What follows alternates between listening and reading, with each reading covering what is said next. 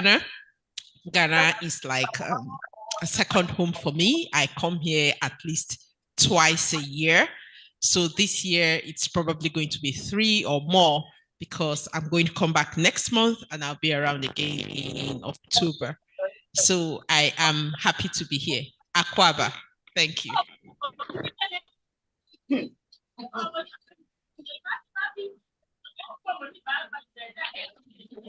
Good morning. My name is Irene Fofa from Liberia. I work for the Pediatric Association of Liberia, and I am the project coordinator for the Immunization Champions and Policy Influence project. I am a registered nurse and a public health expert. Thank you. I am happy to be here. Thank you. What's the use of you? Hello, everyone. My name is Dinah Beidu. I'm with the Ghana Health Service, and specifically with the expanded program on immunization. Thank you. Hello, good morning. My name is Ernestina Shandov, and I'm the chair for Greater Accra Regional Branch of the Pediatric Society of Ghana and one of the champions for Greater Accra Region. I'm Victoria Meadabayeri, a consultant pediatrician and a very big enthusiast of immunization. Thank you. I'm Jennifer Saman, pediatrician, the champion for Bono region. Good morning. I'm Eugene Kwekumate. I'm the chairperson for Ashanti Regional Branch of Pediatric Society of Ghana, and I'm a pediatrician working in the ICU and champion for Ashanti region. So thank you. Hi, I'm Jocelyn Fulera Awari, the chairperson for the Pediatric Society of Ghana's Social, Public Health and Ethics Subcommittee. Thank you. Please, I'm Gifty Chigai friend Damsongo, a champion for Upper East. Thank you.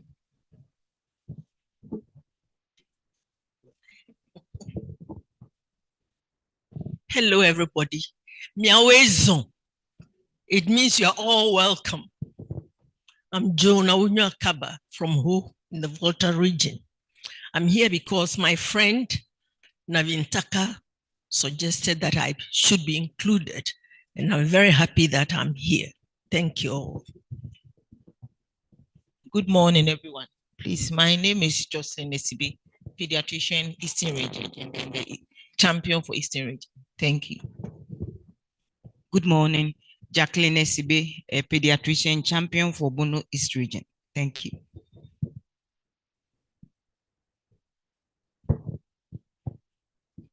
Good morning. My name is Jonathan Kwame Kwashi. I'm the organizing secretary for PSG Volta and a champion for Volta region.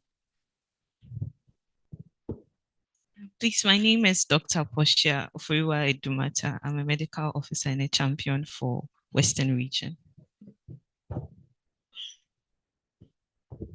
Hi, I'm John Adebiapia. I'm a pediatrician.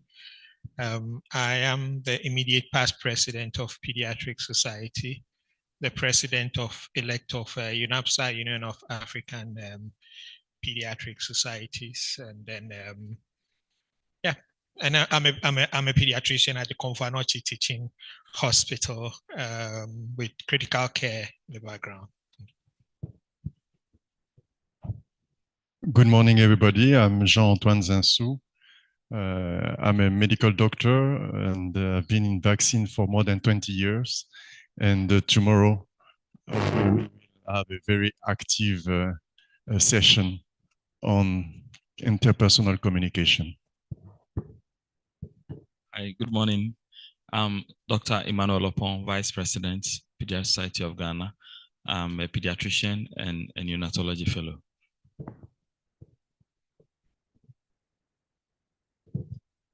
Hello, everyone. My name is Rosa Dinra. I'm a pediatric nurse and I'm a champion for Western region. Good morning. I'm Dora Dapa, a pediatrician and a champion for Ahafo region.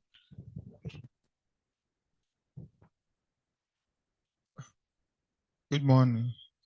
I'm Thomas Ejeyameche, public health nurse, champion for Western North region.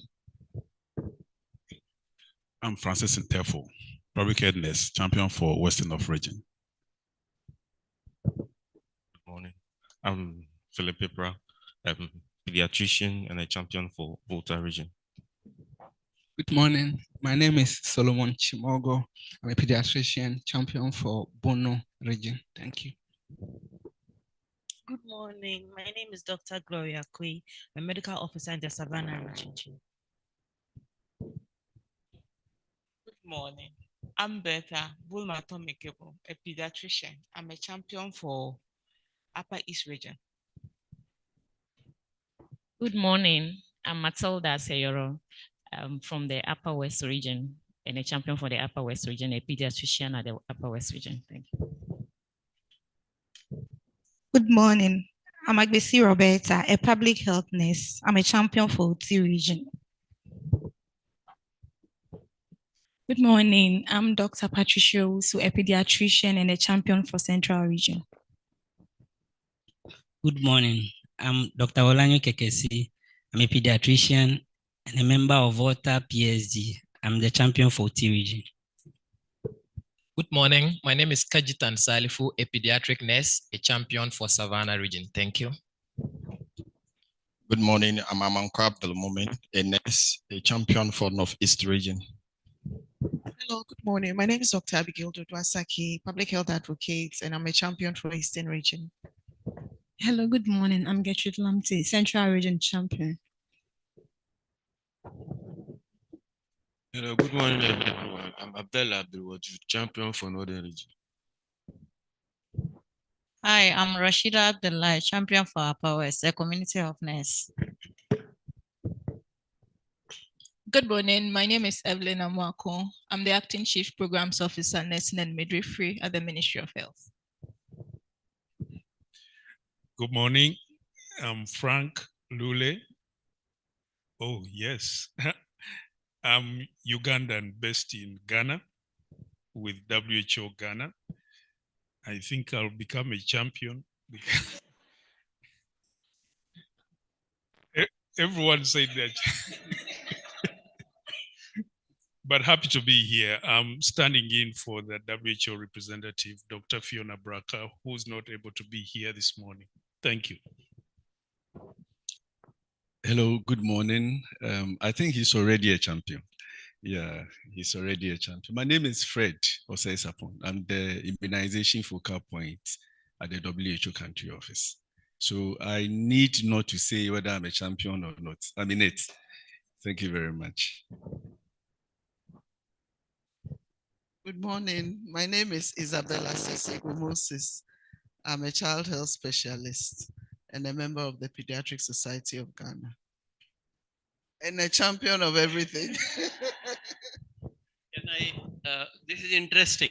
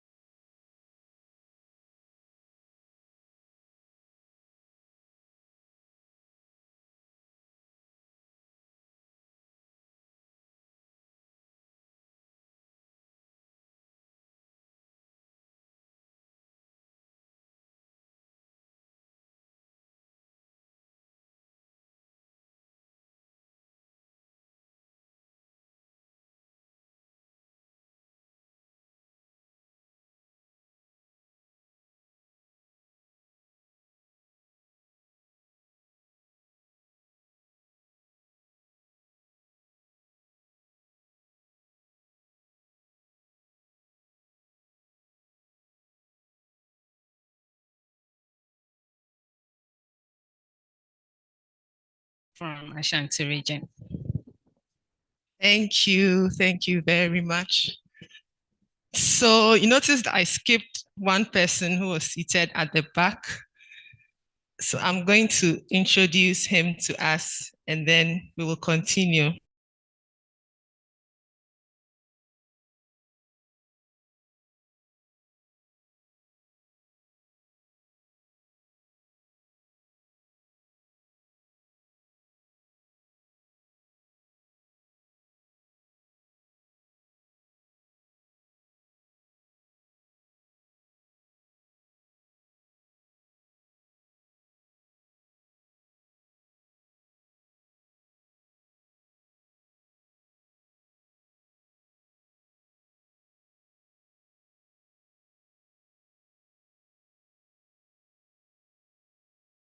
brothers and 4 sisters who did not have formal education.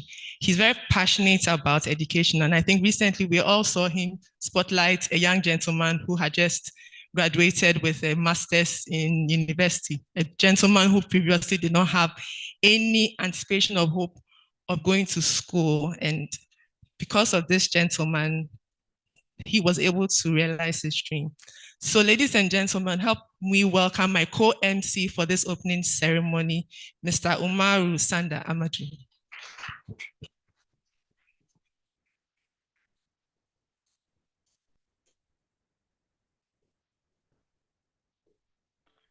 Thank you. I am not a champion of anything because I'm not good at competitions, but I'll try. I'll learn to be a champion today. Good morning. I really appreciate it. It's an honor to be here, Doc. Thank you so much. This is the first time I'm being introduced by a doctor, and it's not because I've come to the consulting room. So I am here to learn, and I'm happy to learn from all of you. I'm listening to the titles and the various views that you have, and I'm going to learn so much. So actually, I'm just co-facilitating. And so, Doc, thank you so much for allowing me to be with you here. Thank you. You're welcome. Thank you too. So, as we know, we are very religious here in Ghana, in Africa. And so we would start with a word of prayer. And I'll call one of our champions from the central region, Patricia, kindly come and give us the opening prayer. Thank you.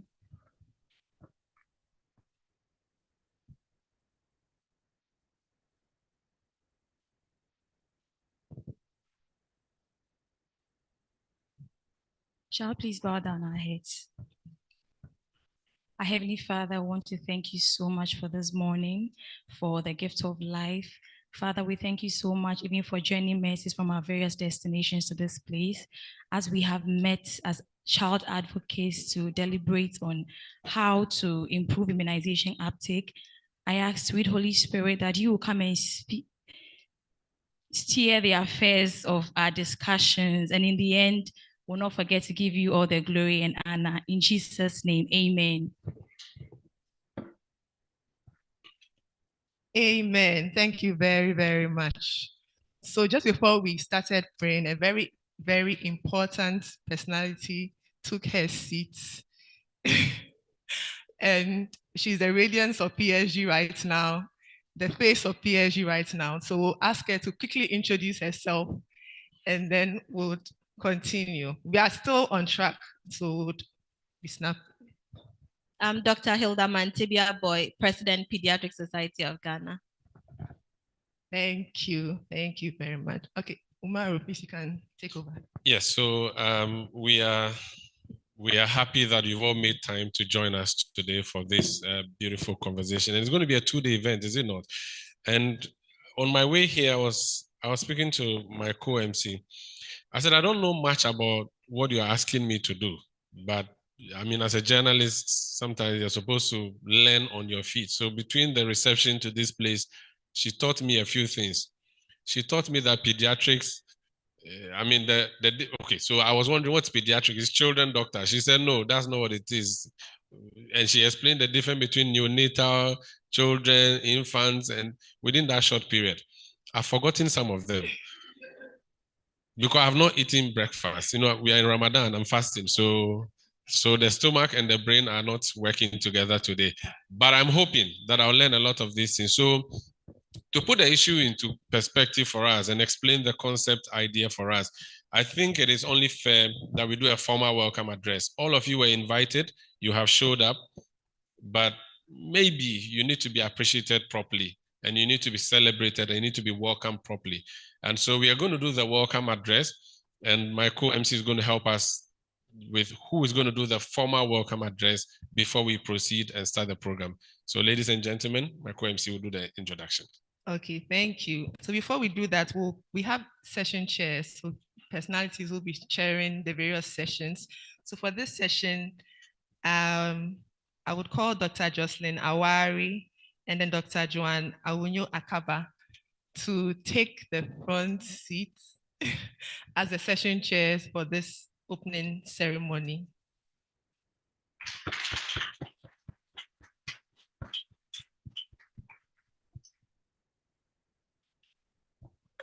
Just, yes, second view. All right. So do you have a few words just before we start the session? Just 1 minute each.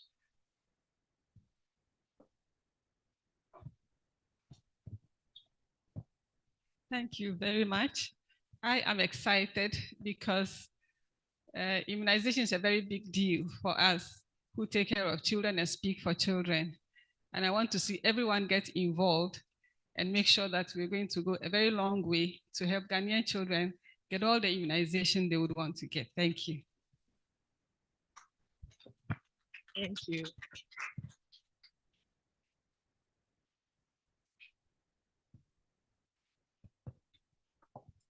Hello, immunization champions. It's wonderful that we are all gathered here for the next 2 days to talk about this childhood cross that we all equally bear. I want to believe. It's good to be here. And I want to believe that even though we are sitting as if we are in a classroom, maybe tomorrow we might have the opportunity to sit around so that we can make new friends. At times you make a lasting relationship that never ends when you really intermingle well.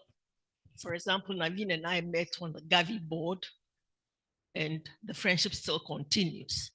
We are here to learn, and as Umaru said, nobody can say that we know everything.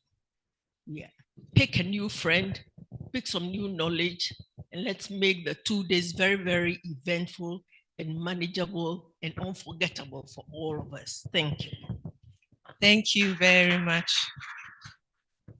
So we'll now call on our wonderful president, Dr. Hilda Mantibia-Boy, to formally welcome us to this workshop.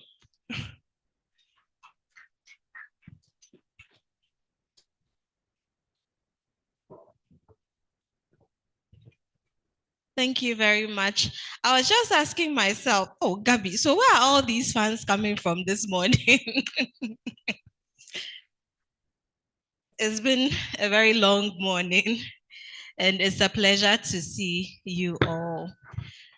So our guest of honor, representative of the Minister of Health, the representative of the Director General of the Ghana Health Service, President, Prof.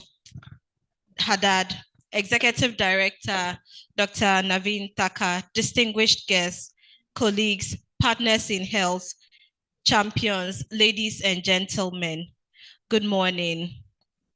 On behalf of the Pediatric Society of Ghana, I warmly welcome you to the National Immunization Champions Workshop under the theme Building Champions, Promoting Advocacy and Protecting Every Child. Immunization remains one of the most powerful and cost-effective public health interventions in history. Through vaccines, we have prevented millions of deaths, reduced disability, and given children the opportunity to grow, to learn, and to thrive.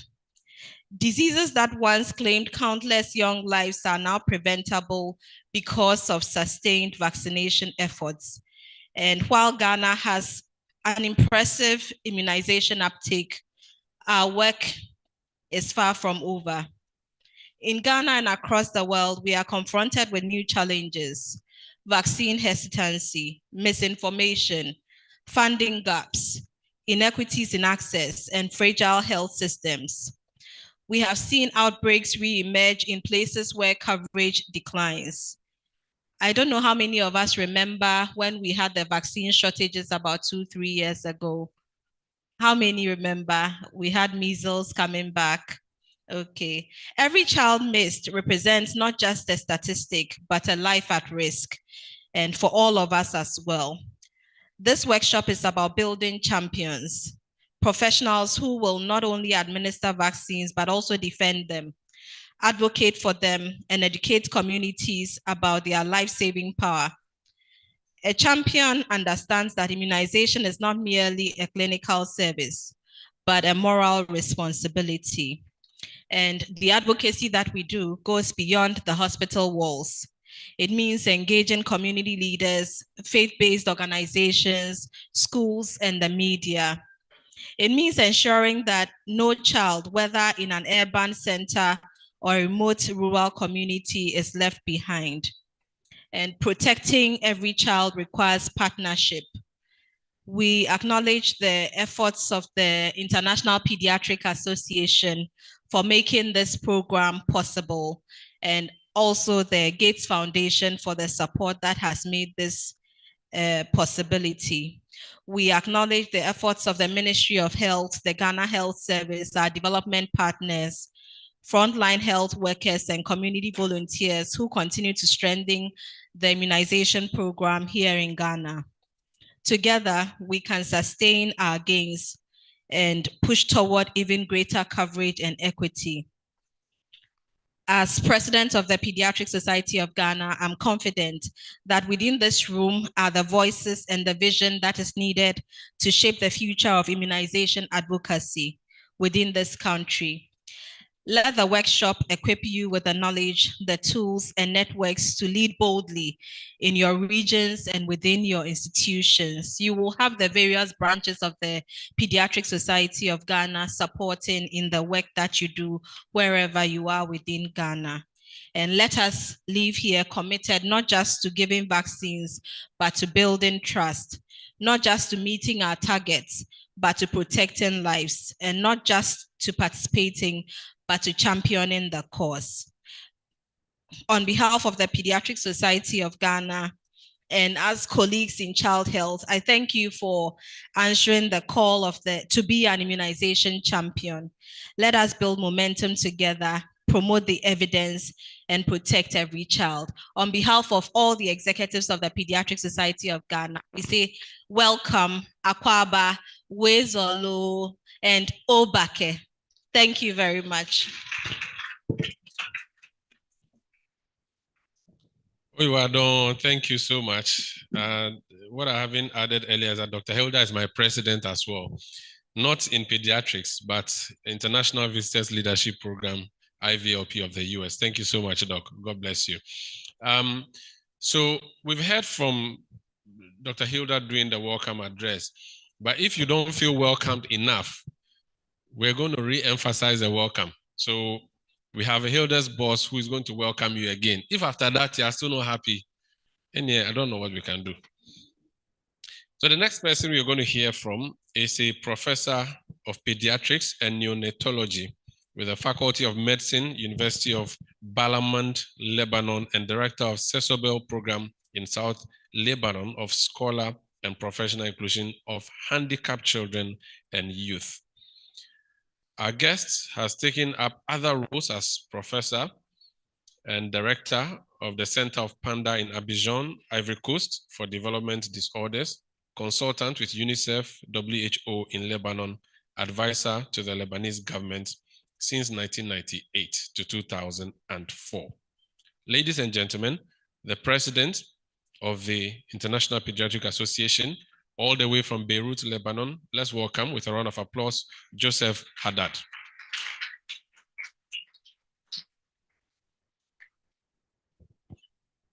Thank you very much. I'm so happy to be here, and I'm really happy because from Beirut to Accra, it's a direct flight.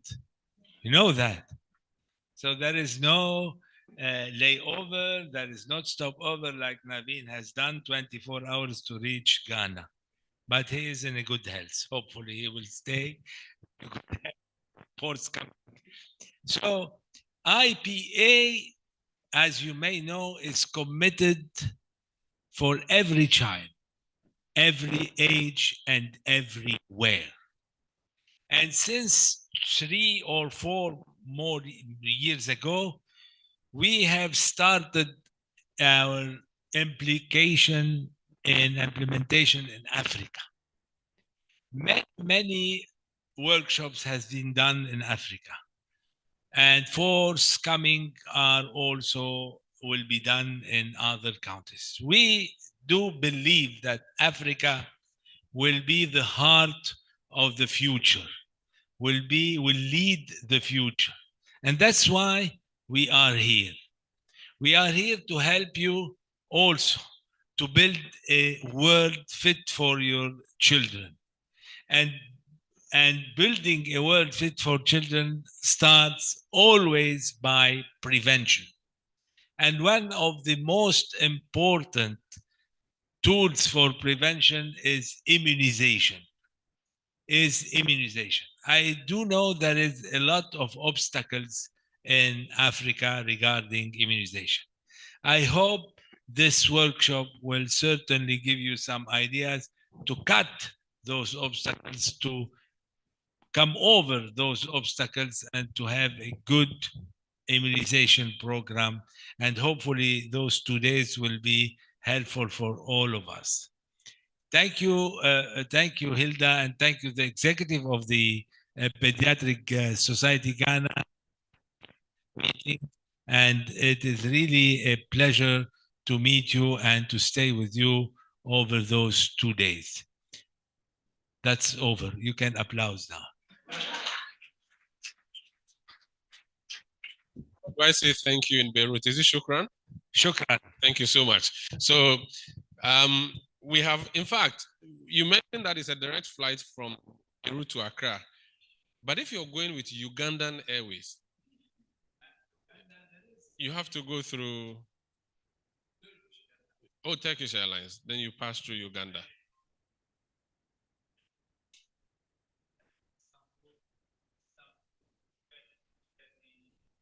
That's too long. Yeah. Very well. Thank you. Thank you so much. We appreciate you, Doc, for the time. I mean, I just checked your profile and I realized when you studied and started pediatrics, I was not born. Yeah, the year I was born was, I think, when you started your pediatric work. So thank you. Thank you so much. So I think it's fair that we stop in Uganda, which is in the middle there, somewhere between Lebanon. And to do us the honors is a representative for behalf of the World Health Organization. Ladies and gentlemen, let's hear now and give it a round of applause, give a round of applause to Dr. Frank John Lul to give us that address too.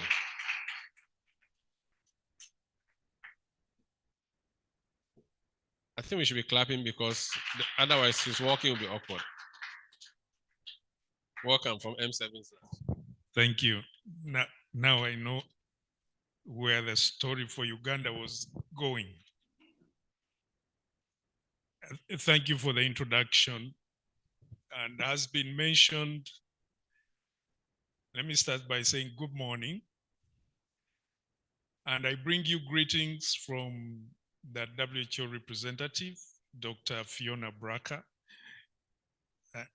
I don't know, she has passion for pediatrics.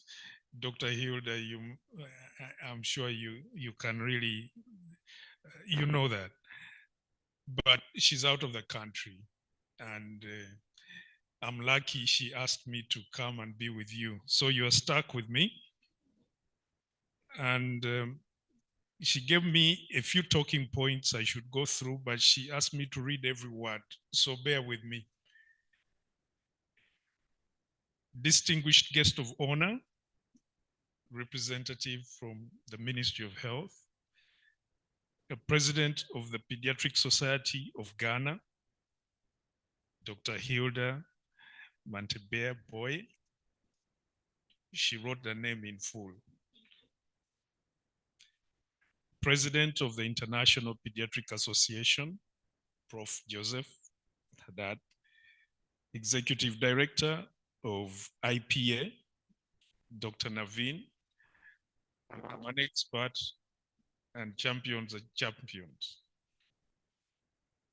Representatives of partner organizations, fellow colleagues, champions, if there's anybody from the media, you are all saluted and all invited guests, ladies and gentlemen.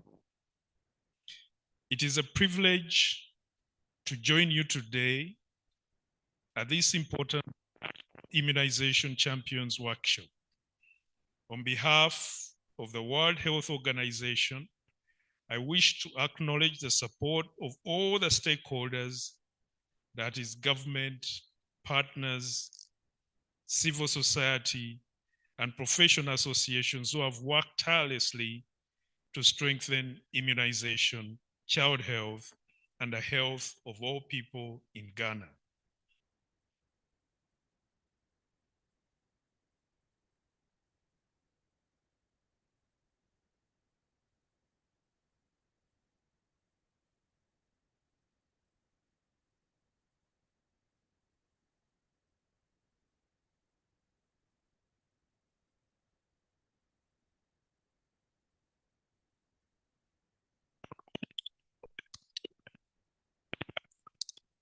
Across all stages of life. Ladies and gentlemen, Ghana's immunization program is recognized as one of the best performing in the WHO African region.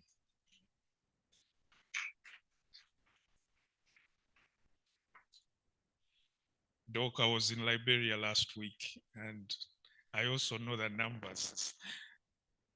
Immunization coverage has been maintained above 90% for most antigens, which has contributed to the reduction in illness and deaths from these diseases.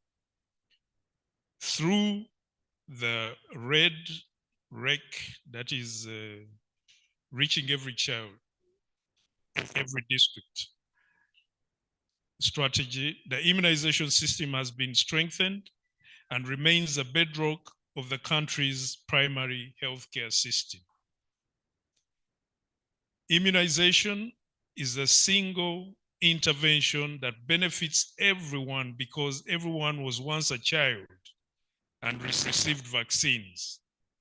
The expansion of vaccination beyond childhood to adolescents and adults, as seen with HPV and COVID-19 vaccines, further demonstrates that vaccines are for all. Yet, Ghana's immunization program is at a crossroads. Donor support for health has drastically reduced, and immunization services have not been spared.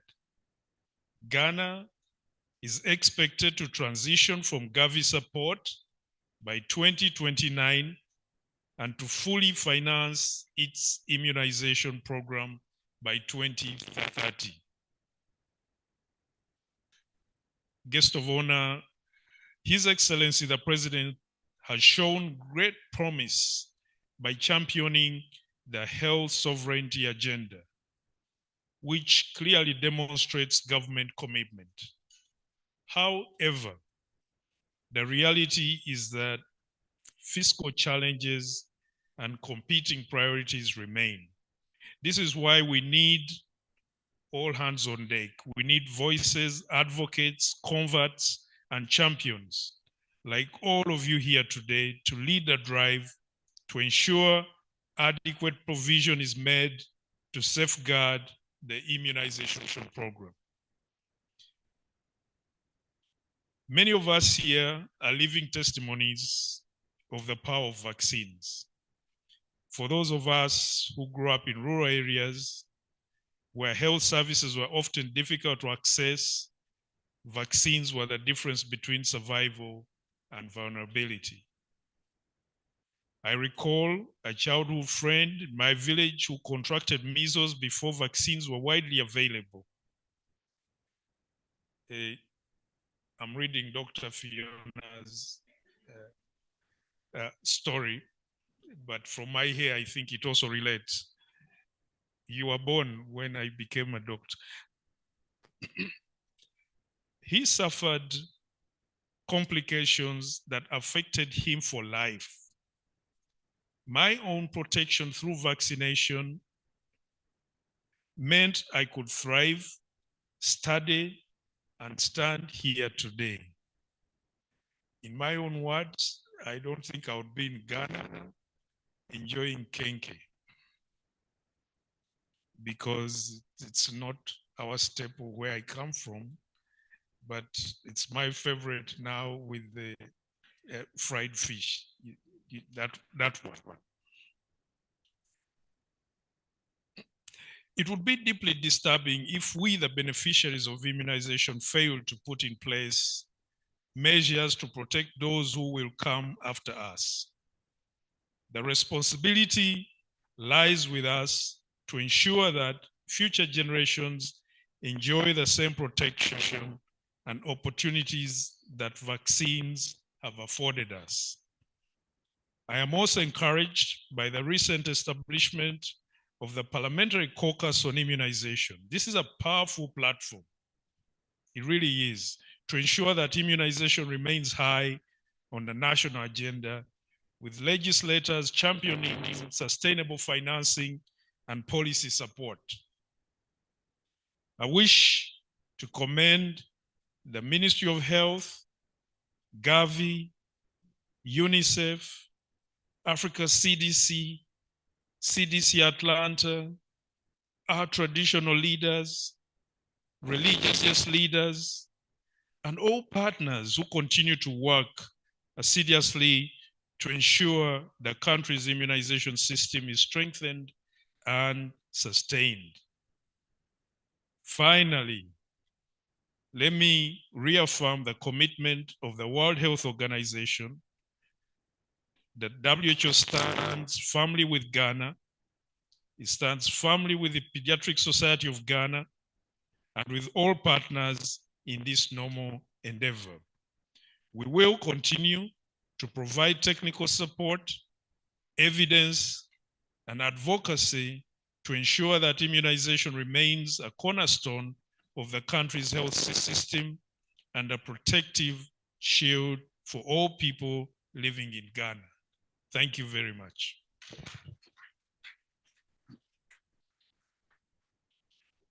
Thank you very, very much.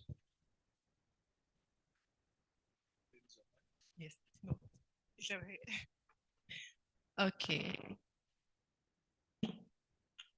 So we'll move on to the next on the agenda. Unfortunately, our guest of honor cannot be with us today due to an equally important meeting. That's the Minister of Health. And so he has sent a very beautiful lady to give us the speech by the guest of honor. So shall we kindly welcome Mrs. Evelyn Amwako, Acting Chief's Programs Officer, Nursing and Midwifery at the Ministry of Health. Thank you.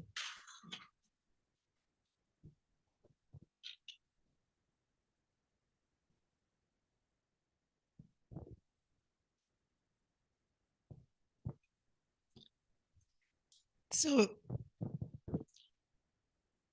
President of the Pediatric Society of Ghana, please permit me to stand on existing protocols to deliver the Honorable Minister's address.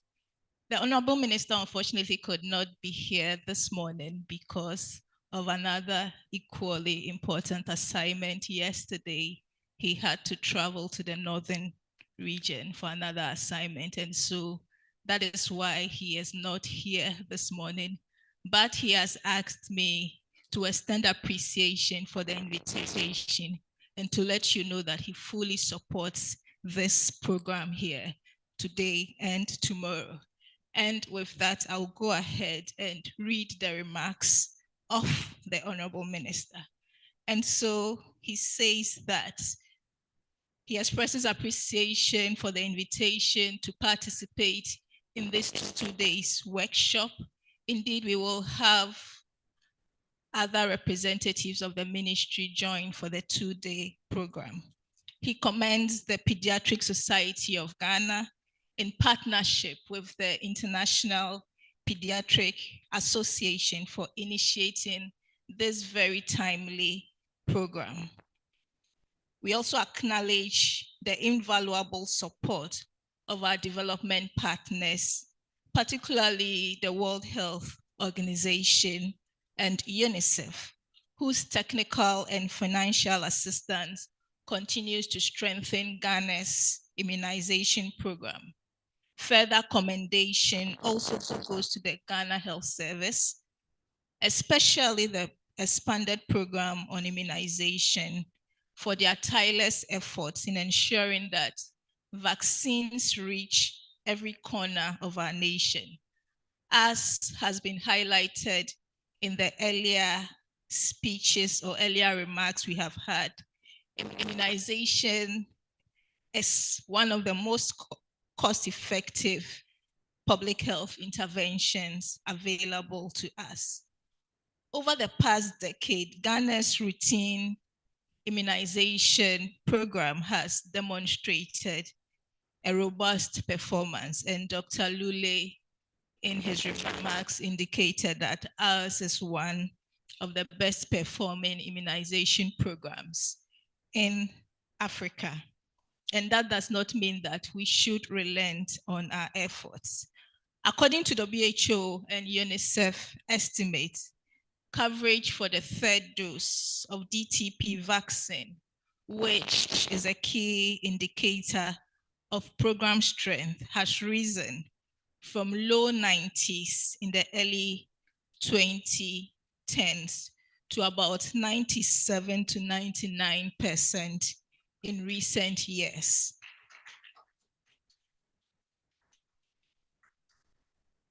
Measles coverage has similarly remained strong through 2022, with both first and second doses reaching high levels despite pandemic-related challenges. Ghana has made significant progress in protecting our children against vaccine-preventable diseases. And these achievements, however, did not happen by chance. They are as a result of strong political will, committed health professionals like yourselves, effective partnerships, and sustained community engagement. And as we have heard, we are working towards transitioning from Gavi support, and the target is by 2030. And so all hands have to be on deck to ensure that we are able to do that as a country. And so, ladies and gentlemen, despite these gains, we are all aware that challenges exist. Issues like vaccine hesitancy, misinformation, and inequitable access require renewed urgency and innovative approaches. This is why advocacy is no longer optional. It is essential. Advocacy creates the bridge between scientific evidence, policy discussions, and community acceptance. And like we all know, recently Ghana introduced the human papilloma virus vaccine into our immunization schedule, a major milestone in Ghana's efforts to prevent cervical cancer. And we saw the challenges accompanying its introduction. There were misconceptions regarding safety, fertility, cultural and religious sensitivities, etc. And previously you would think that such misconceptions would be limited to perhaps people with limited education, but we found out that even amongst the elite, among some highly educated people, there were a lot of misconceptions, and on WhatsApp platforms, you could see the kind of information that was being churned out. And so we should not remain reactive, but very proactive in ensuring that the right information goes out to everybody in Ghana. And so that is why this Immunizations Champions workshop is very strategic. You are being equipped not just with knowledge, but with the skills and confidence to influence policies, to engage in your communities, to engage the opinion leaders, the people who also have influence on the people in our communities, and inspire trust in immunization. As trainers, you will serve as multipliers, extending the reach of accurate information, strengthening the demand for vaccines, and helping create an enabling environment for the introduction and sustained uptake of new and existing vaccines. Ladies and gentlemen, our immunization efforts are part of a broader national transformation agenda. Ghana government is preparing to roll out the Free Primary Healthcare Initiative, which is expected to remove financial barriers to essential services at the primary level. This initiative prioritizes preventive services, maternal and child health, immunization, basic diagnostics, and the management of common conditions. By strengthening primary healthcare, we are shifting the focus from treatment to prevention, a more sustainable and equitable approach, which aligns with Ghana's universal health coverage roadmap and provides a structured pathway to ensure that all Ghanaians have access to quality health services without financial hardship. Immunization remains a central part to achieving UHC because prevention is foundational to a resilient health system. Ladies and gentlemen, our national health policy emphasizes equity, quality, community participation, and strengthening health systems. It recognizes that health outcomes improve when communities are informed, engaged, and empowered. And so our advocacy is a core strategy for achieving national health goals. The Ministry of Health remains fully committed to strengthening Ghana's expanded program on immunization. We recognize that achieving and sustaining high immunization coverage requires collaboration across sectors, levels, and government alone cannot do this. We need professional bodies, civil society organizations, traditional and religious leaders, the media, and community advocates to work together towards our shared goal of protecting every child. We urge all participants to make the most of this workshop, engage actively, share your experiences, build networks that will endure beyond these 2 days. But most importantly, I encourage you to translate what you learn here into concrete action within your respective regions. As we are champions, it is expected that whatever we are going to learn here in the next 2 days, the impact of it would be felt on the ground in our respective institutions and in the communities in which we practice. Let us remember that behind every statistic is a child whose life can be saved, a family that can be spared grief, a nation that grows stronger through a healthy population. Immunization is not just a health intervention, it is a promise we make to our children about the future we want for them. And in closing, I once again commend the organizers and partners for their dedication to this noble cause. I wish you fruitful deliberations and every success as you champion immunization advocacy across Ghana. And for our friends who are visiting the country, who are visiting Ghana, we welcome you especially to Ghana, the gateway to Africa. And we hope that you use the opportunity to see the beautiful country of Ghana and experience the warmth of Ghanaians. And our Nigerian friends will testify to that. Thank you. God bless our homeland, Ghana, and make our nation great and strong. Thank you very much. Thank you so much. I think we can do it again for Evelyn, who has come as a representative of the minister for us. Thank you so much. We really appreciate you. Now, our culture is very important to us. For everything we do, we need the endorsement of our traditional authorities and their blessings. And this morning, this program we are doing has the tacit endorsement of our traditional rulers who have agreed to join us for this ceremony this morning.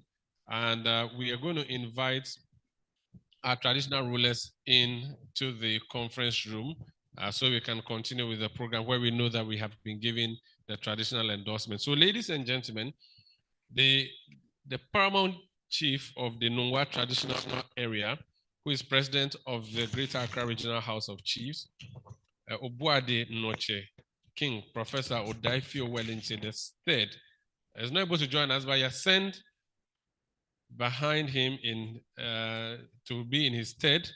Ladies and gentlemen, I think we can be upstanding was welcome the traditional rulers in our midst. Chache Ni Layi Akwete, Katamanso Chief. You know him as former member of parliament for Katamanso, the Honorable Lion. Thank you so much, Numo. We may please resume our seats. We also have in our midst Ni Bote Okle Jalensin, the second Nungwa Oblantine Chief. We have also in our midst Ni Kwefifio Koche, the first Katamanso Pinkwan Chief.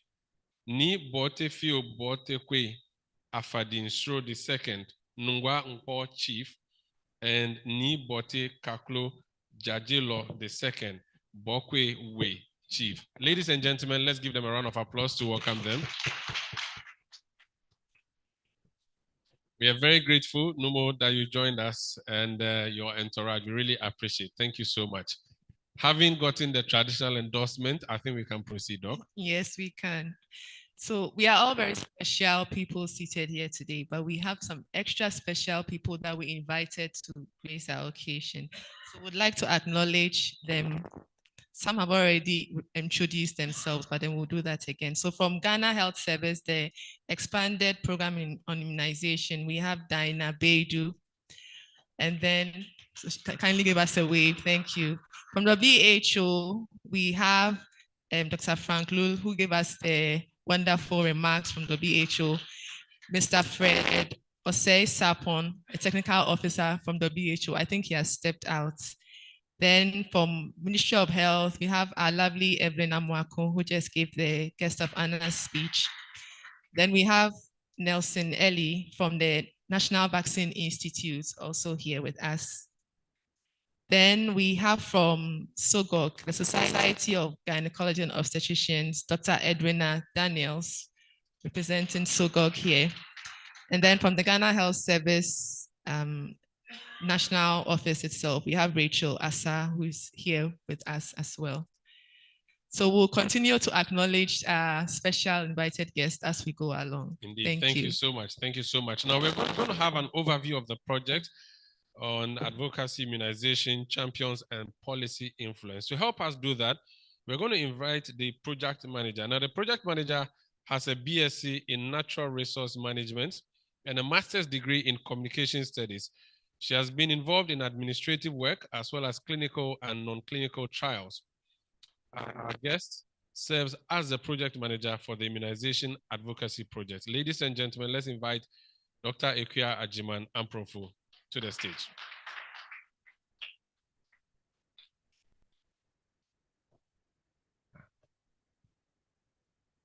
Great. Is the presentation ready?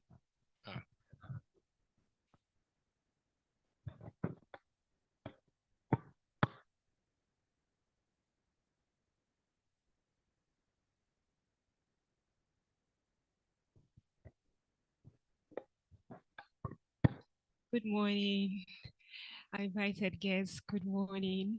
I heard from IPA, the president and the executive director, and also Dr. Hilda Boy, as well as all our session chairs, our facilitators, all our champions, and every single person here with us today. We are very grateful you can make the time to join us in our presentation today. My name, as mentioned, is Ekuya Ajiman Amprofu, and I serve as a project manager for this project. And for most of you, I've been worrying you very much concerning this project, texting you, calling you, and worrying you. But thank you all for your patience with me. I'm very, very grateful for that.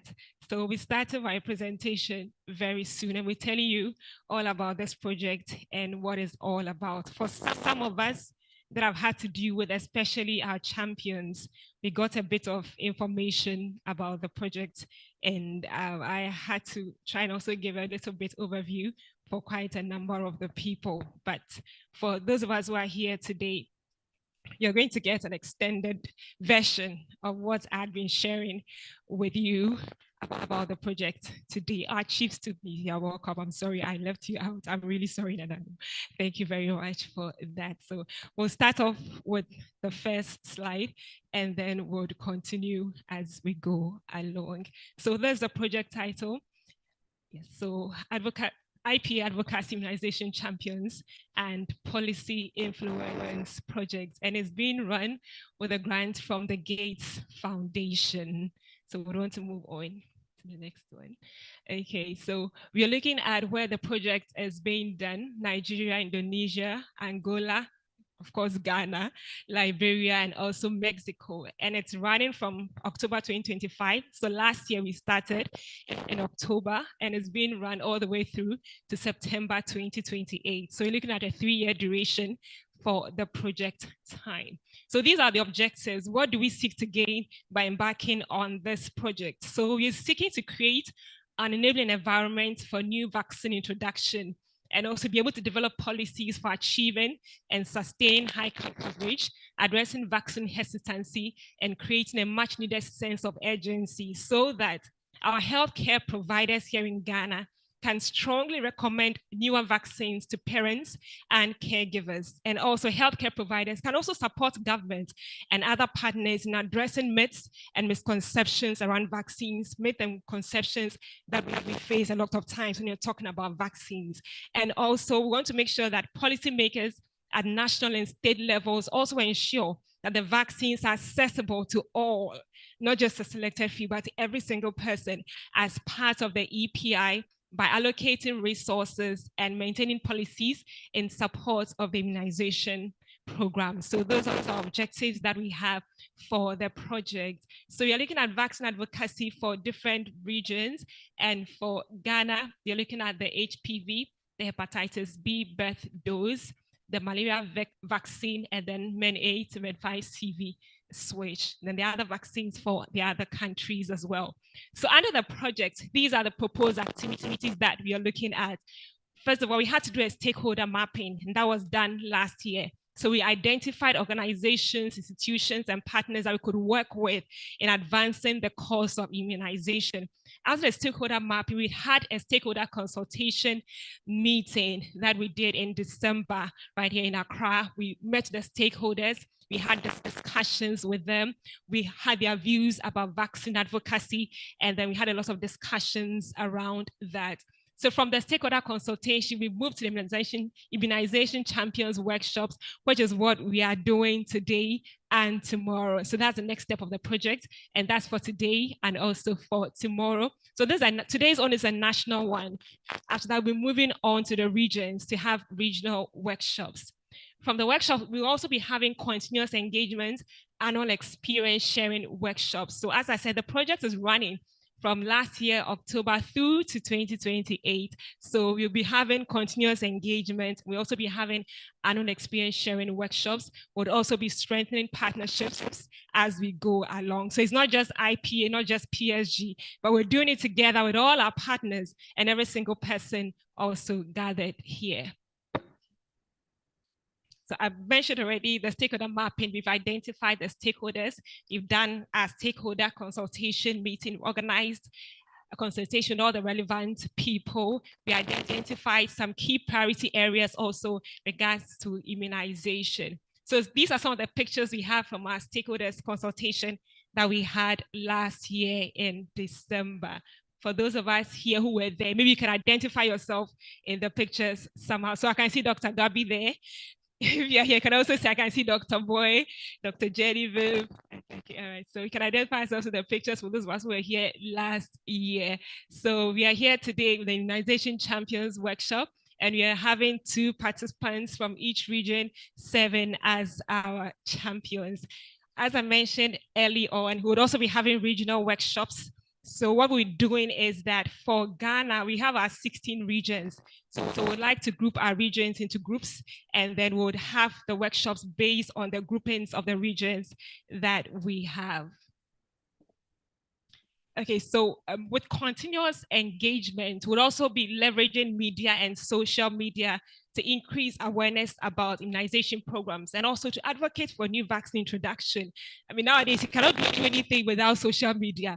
I'm sure everybody has a social media account, whether it's WhatsApp, Facebook, Instagram, or whichever media there may be. Everybody has a social media account. So we also want to leverage that to make sure that we carry the message of vaccine across to as many people as we can. We also want to plan and execute activities around key health days within the communities. So with our champions here, you can also help us with these things. We plan around the key health days within the communities, and we'll carry our message across using our social media coverage. We'd also want to support the EPI program in crisis communication in case of any adverse events following immunization, so that we can also help to maintain confidence in vaccines. Would explore areas within the routine work where we can support in increasing immunization coverage.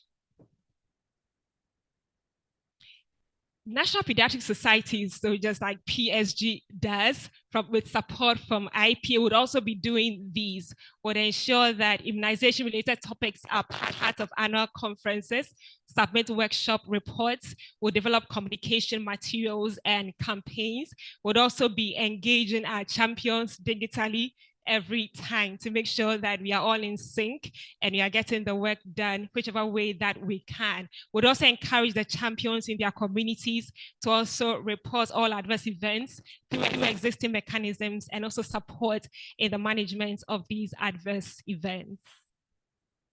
And they would organize experience sharing workshops, as I've mentioned early on. These would be happening throughout the year and subsequent years. We'd also be strengthening partnerships with other people, with the ministries, and with other immunization partners. So these are the completion dates. So we are done with our stakeholder mapping, done with our stakeholder consultation.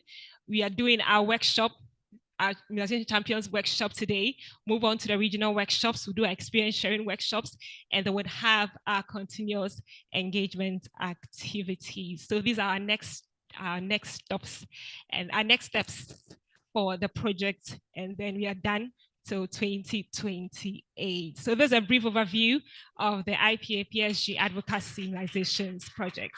Thank you very much. Thank you, Ekia. Thank you very, very much. Yes, a very great job.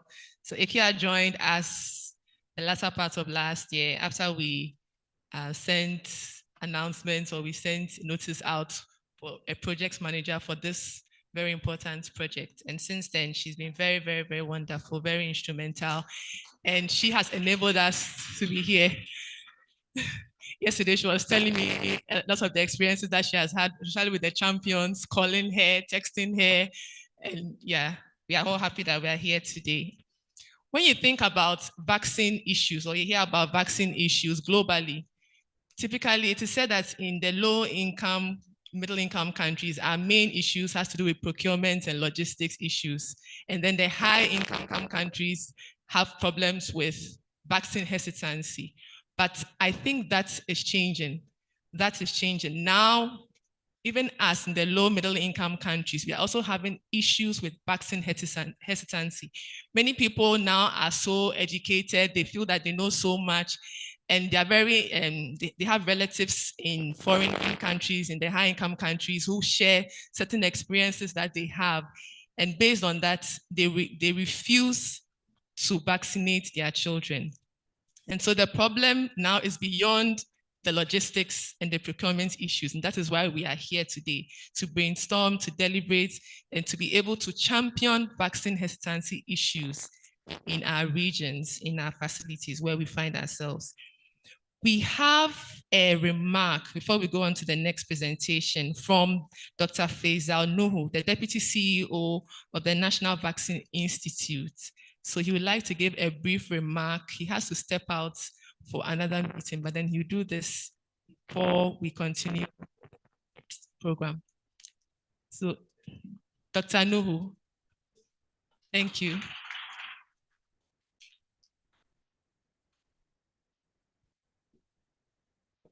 You were looking for Dr. No. I wanted to do more hiding. Let's see if you can fish me out. That's the issue when you have a very popular boss called Dr. Sozi. If he was here, everybody would know, oh, that's Dr. Sozi there. I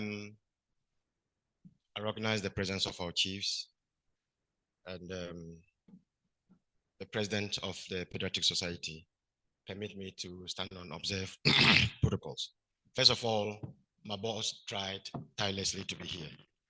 But you know this political appointment. You can just sit down and they call you to go and do something. We are not independent beings. And he called me last night to share a few words with you.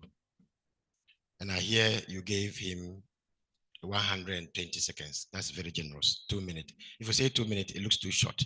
So that's why I said 120 seconds. We heard from previous speakers that the best way to curing a disease is to prevent it in the first place. And no candidate or no medicine can do that apart from vaccines. So we all know that.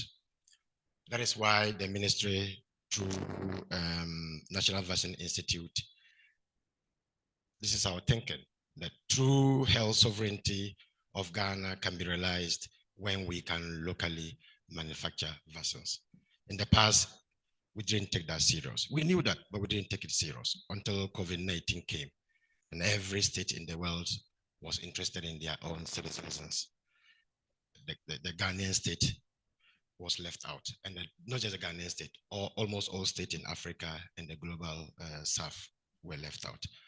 So one of the lessons is that never again should we allow the fate of our children, the fate of our citizens to be determined by another state. So we all recognize that now.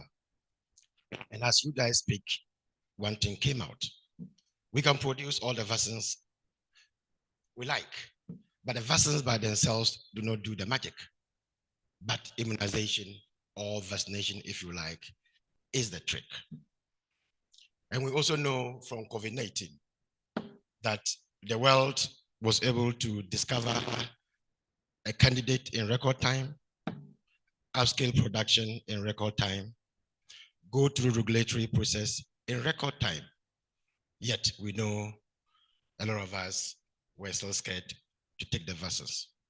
And if we could be queuing for any vaccines, trust me, it would have been COVID-19 vaccines. Why am I saying that? We could see on our local, international, national and international media, cops being bent right there for us to see. You know, they were burying people here and there. Yet we were still very afraid to take the vaccine. I'll tell you the story. I had a colleague and a very good friend in the UK at the time. He's a very successful guy. And not many people are successful in the UK, you know. But this guy left the United Kingdom to come to Ghana. Why? Because he thought they were forcing him to take COVID-19 vaccines. And he had a feeling if he takes that vaccine, all manner of things will happen to him. He left the UK to come and resettle in Ghana, which is a good thing, but he did it for a bad reason, just simply because he didn't want to take vaccines. That tells us the issue of vaccine hesitancy is crucial. And it also tells us that this workshop and the many things you guys are trying to do is as important as the vaccine itself, as important as the vaccination program itself. And my boss said, just come and share what MVI is doing in that regard with you. And what he meant is that in the last couple of weeks or the last 3 weeks or so, MVI itself have rolled out this advocacy program. We have been doing that over the years, but this year we are doing it a little bit different. Do we know why people do not like to take vaccines? We may say yes. COVID-19, they said that, or if I take that vaccine, I'll become a monkey. Everybody knows a vaccine can turn you into a monkey. So they are inner. We need to elucidate those inner reasons. So NVI, we have about 274 districts. This year, NVI have deployed researchers into about 55 districts in Ghana. The aim is to engage our communities to get us clear understanding of the cause of vaccine hesitancies. We know there are cultural implications. So that means that the reason why somebody wouldn't want to take vaccine in where I come from will be different from why they wouldn't want to take vaccine in Ho, because we have different cultures. So we got to understand specific cultural implications to accepting vaccines.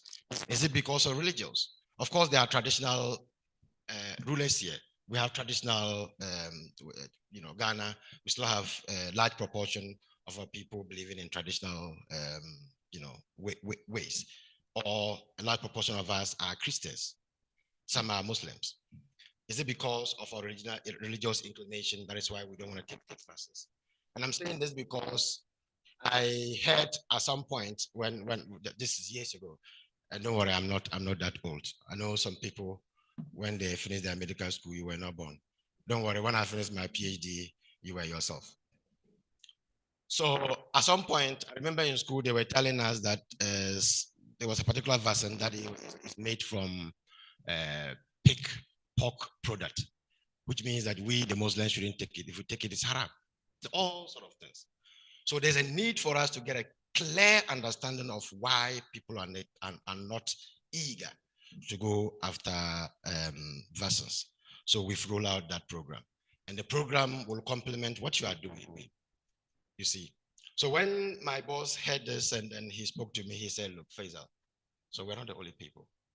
There are others in the system that know and believe that some kind of communication, engagement with our communities to accept vaccines is as important, if not more important, than our drive to make Ghana a vaccine hub, than our drive to make all these EPI vaccines you are talking about in the long term manufactured in Ghana, than our drive to ensure that diseases that are unique in Ghana, West Africa, and the Africa sub-region as a whole, that we can begin to devise, to research into specific vaccines that can protect us against them. That all those things probably may not be as important as getting our people to embrace and accept to take vaccines. So if Ghanaians were running away from vaccines manufactured from AstraZeneca, a well-known global manufacturer, what do you think they are going to do when a factory owned by a person called Kwame, I hope that person would have been called Faisal anyway, owned by a person called Kwame, they was, okay, that's a Ghanaian. What do you think they would do? Like he said, they may panic. So there's a need for us to go into the communities, gauge their mood on the prospect of Ghana producing its vaccines. But lastly, those people are going there, and of course, what you guys are doing here is to help us build a true advocacy strategy. Because without the data, without understanding the causes, we may just keep going out there, mounting our stages and then telling people accept vaccines. When we understand why they are not accepting the vaccines like you are doing here, then probably we could explain to them better why they should take the vaccines. So in short, my boss says he is with you, even though not flesh, he's with you in spirit, he's with you mentally, and he aligns 100% with the work you are doing. He wants me to say he wishes you all the best, and he hopes this workshop will be a success. And there's one thing he always say, but he didn't say it to me. I'm sure he has friends here. That we don't like when we organize all these workshops, spend donor funds, whatever it is we get, we just go in. When you get to your office, you just dump it somewhere and then carry on doing your things. Whatever we do here, let it reflect on the ground. Go back to the communities. Anything you learn from one person, two or three, go back to your communities, your hospitals, your offices, wherever they are, and ensure you can be impactful. Thank you very much. So next time, when you are looking for Faisal, no, it's me. My sister, it's me. Thank you. Thank you so much, Dr. Faisal. I think we can give him another round of applause.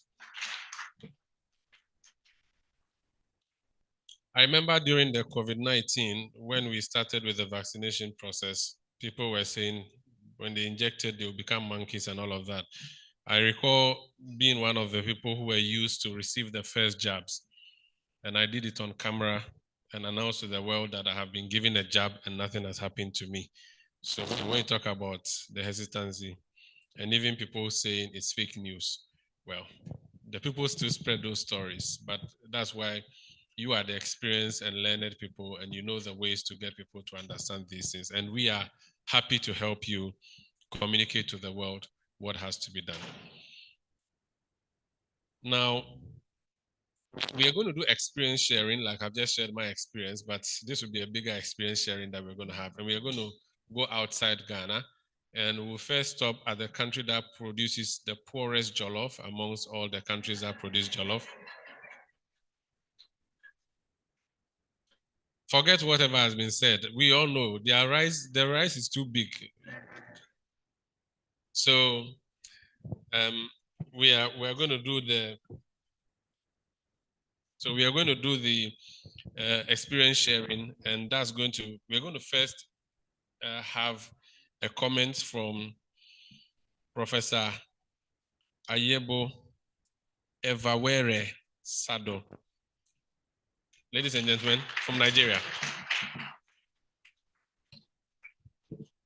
Thank you. Can I have my slides up, please?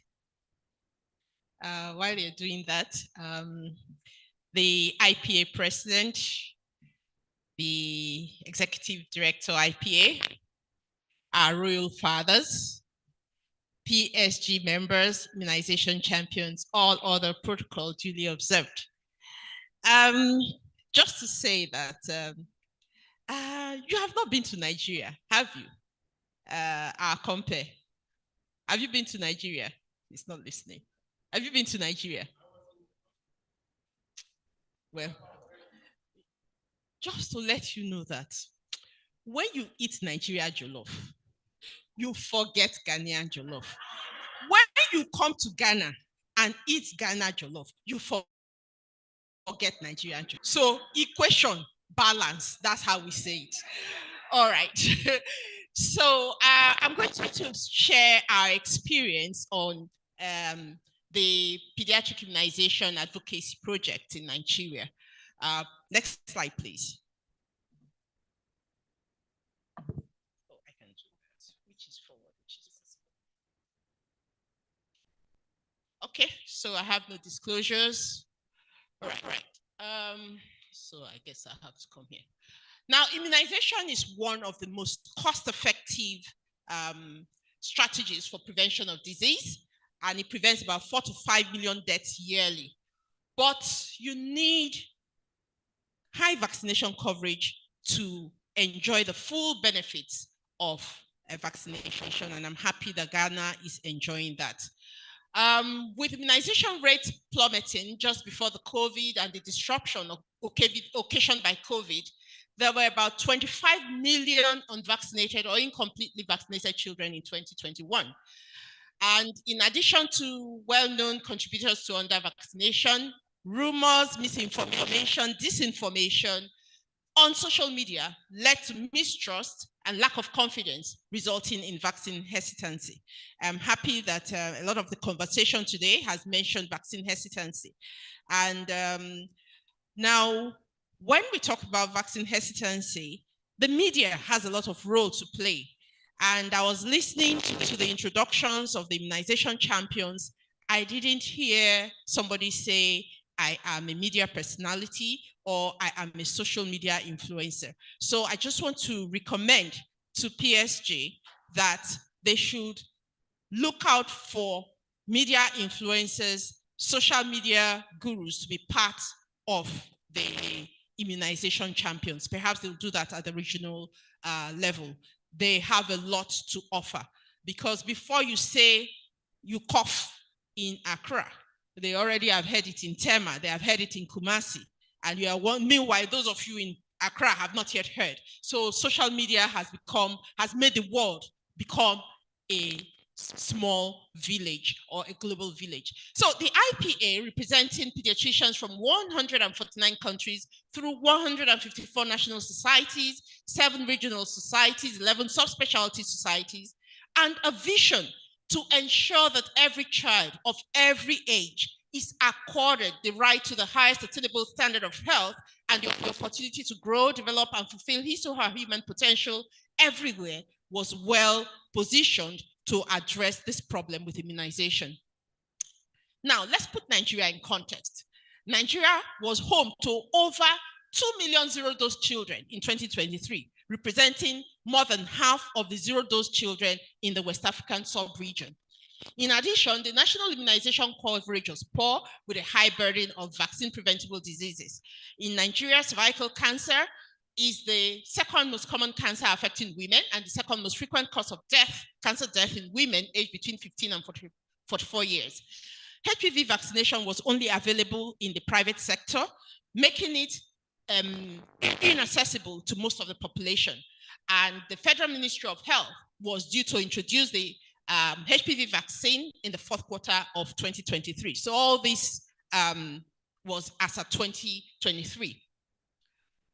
Now, what is the role of pediatricians, Pediatric Association of Nigeria, with regards to all I have presented?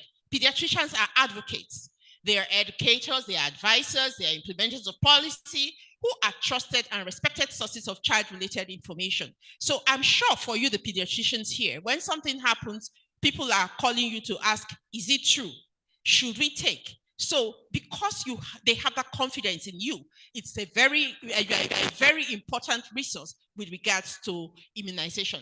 Now, PAN has over 1,000 members across the country and has collaborations internationally and locally, and thus was strategically positioned to provide technical guidance on immunization priorities.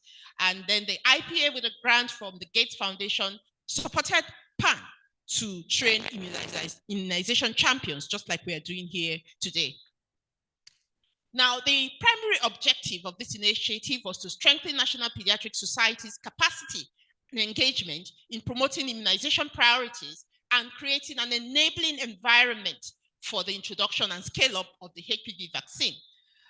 It was also to create a pool of resource persons who can be engaged by respective governments and immunization partners to fight misinformation and disinformation before, during, and or after the introduction of the HPV vaccine, both physically and on social media, and then also to strengthen the immunization program in general. So you see that as immunization champions, you are in a very good position to fight misinformation and disinformation. It probably is not very widespread here, but you need to nip it in the bud. That is why I say that we should get media influencers to be involved. And then by the time you finish your training, you as a pediatrician, you also become a social media guru, and you know how to utilize or leverage the social media to promote immunization activities. So what did we do? Just like your program manager has already highlighted, we had a stakeholder analysis and consultation. We had a national and subnational immunization training workshops, and then we have continued to engage using digital platforms and experience sharing workshops. Of course, we partnered with the IPA, national, the Ministry of Health, and the other immunization partners, and there was cross-learning and knowledge dissemination. So what are the activities that we carried out to achieve our objectives? So we did a stakeholder mapping and consultation. We trained 110 champions at the national level. And then when we finished training them, they were mandated to have high-level advocacy to their respective state ministries of health and primary healthcare development agencies. They also had key stakeholder advocacy to community leaders, religious leaders, and gatekeepers at state level. So when we say gatekeepers, some of them are the youth, the market women leaders, the youth leaders. These were all the people that they were supposed to interface with. Then we had regional workshops. We have 6 geopolitical zones in Nigeria, so we had 6 workshops, and these were done, and we had 216 additional champions trained. Now, for the regional workshops, those who were trained in the national workshops served as facilitators for the regional workshops. And then we set up WhatsApp platforms for continuous dissemination of information and for knowledge experience sharing. So if something happened in one state, put it on the platform, we respond to it, and that way champions would learn from each other. There were step-down trainings at regional and local level to healthcare workers. Advocacy and sensitization were done at religious organizations, schools, health centers, communities. Social media advocacy and campaign were also done. Content creation on immunization-related content, social listening, documentation, and refuting of new myths and misinformation. And then we also had information dissemination, which we did through experience sharing workshops. We had a virtual one and we had a physical one. And then we also shared our experiences at local and international conferences. So this is Picture Speak. So this was at our national workshop, and I'm sure you can recognize the executive director, Dr. Thacker, right there in the middle. He actually came with his arm in a sling. He had an injury, and this shows that the kind of passion that he has for immunization and for the survival of children.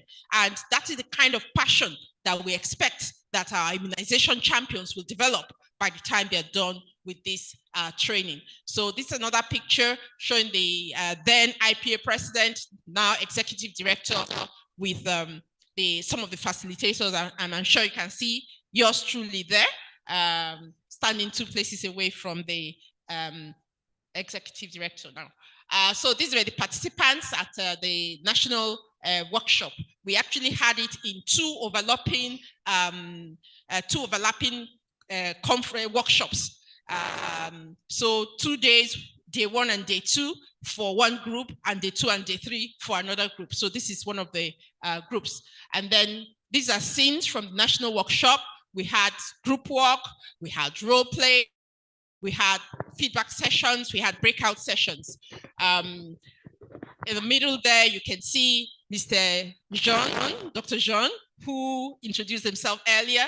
He was facilitating the session on effective communication. Then we have our apropos doctor.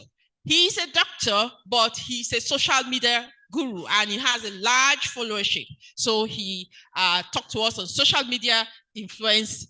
Yes, Prof. I wanted to just interrupt you briefly. Yeah.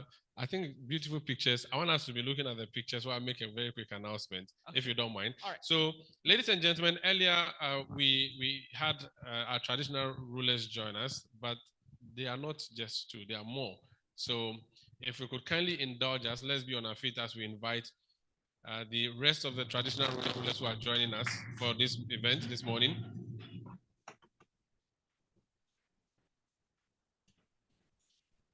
So we already had a very powerful representation from the Katamanso traditional area under the Nungwa traditional area. We are going to still have some more. So Ni Bote Okplain Jalensande, the second, Nungwa Oblantai Manche, is joining us. Then Ni Bote Fio Bote Kwe Afadinsro, the second, Nungwa Nkpo Manche. Then we have Ni Bote Kaklo Jajelo, the second, Nungwa Bokwe We Manche. Nime, we are most grateful.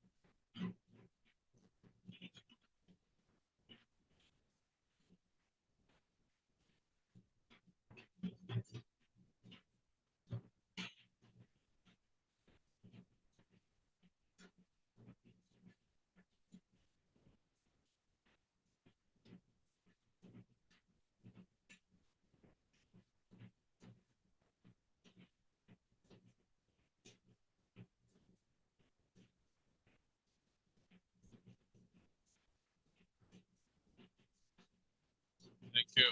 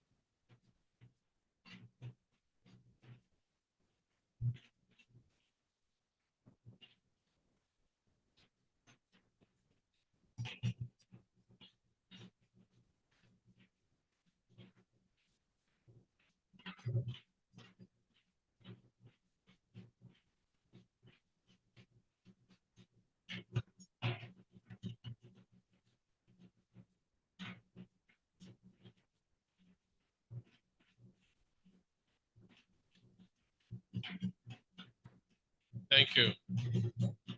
Thank you so much. Thank you so much. Thank you so much. Thank you. Thank you so much.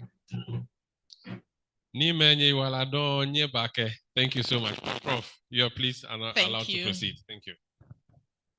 So, our royal fathers, Akwaba, you're welcome. Ebake. Sorry, I'm from Nigeria, but we respect our royal elders. You're welcome, sir. So can I have, okay, so we're back to this. So that's our apropos doctor talking about a media influencer talking on how to leverage social media for advocacy. And then below, one of our former governor's wives, who is a great advocate, gave us a talk on online. It's not moving. Okay, all right. So I had said we have 6 geopolitical zones, and so we had 6 regional workshops, and we trained 216 in those workshops. So by the time we finished our trainings, we had advocacy to religious leaders, to heads of state of primary healthcare development agencies. We had advocacy to traditional rulers, to commissioners of health. The immunization champions also had step-down trainings in their various places of work. So that's a low-hanging fruit because most places will have regular meetings. So you just ask for a slot and use the opportunity to talk about immunization. Then with the introduction of a human papilloma virus, there were technical working groups at state level, and our champions were invited to join the technical working groups. And this is one of the states where they were rolling out the HPV vaccine. We also worked in schools, so you can see different schools from different states. We also inaugurated immunization clubs in some of the schools, and then we facilitated the immunization of some girls in some of the schools. And when the girls are vaccinated, they are given a pink immunization card, so you can see them displaying their immunization cards. Sensitization was also done at primary healthcare centers, so this is showing from different states. And then we also had media interviews. So when his people come asking, we have the information. And so they assist us to disseminate information. So traditional media, so the traditional media would include radio, television, newspaper. So some of our media, some of our champions were in radio stations, some were in TV. And then celebrated the World Immunization Week. So we leverage on activities that are going on. So World Immunization Week was celebrated by many of the states. And then the Pediatric Association of Nigeria also organized an art competition based on the HPV, and the top right shows the winners of the competition. So Like I said, social media, some of us got into social media. That's our Proco doctor in the middle, but the other two are immunization champions. So the social media handle of the Pediatric Association of Nigeria became very active once we finished training the immunization champions, because they had a lot of things to share. Some of them were on Facebook, and when they have their activity on Facebook, they tag the Pediatric Association of Nigeria, and this would also show up. We had our virtual experience sharing workshop. So that was a snapshot of those who participated. And then we had physical experience sharing. This was done at our annual conference, Pediatric Association of Nigerian Conference. We call it PANCOF. So we had one day specifically for the experience sharing activities. So each of the states would come up and present what they did throughout the year. We also presented at the PANCOF. We had, aside from the physical experience sharing, we had a session during the pediatric conference itself. So that's it there.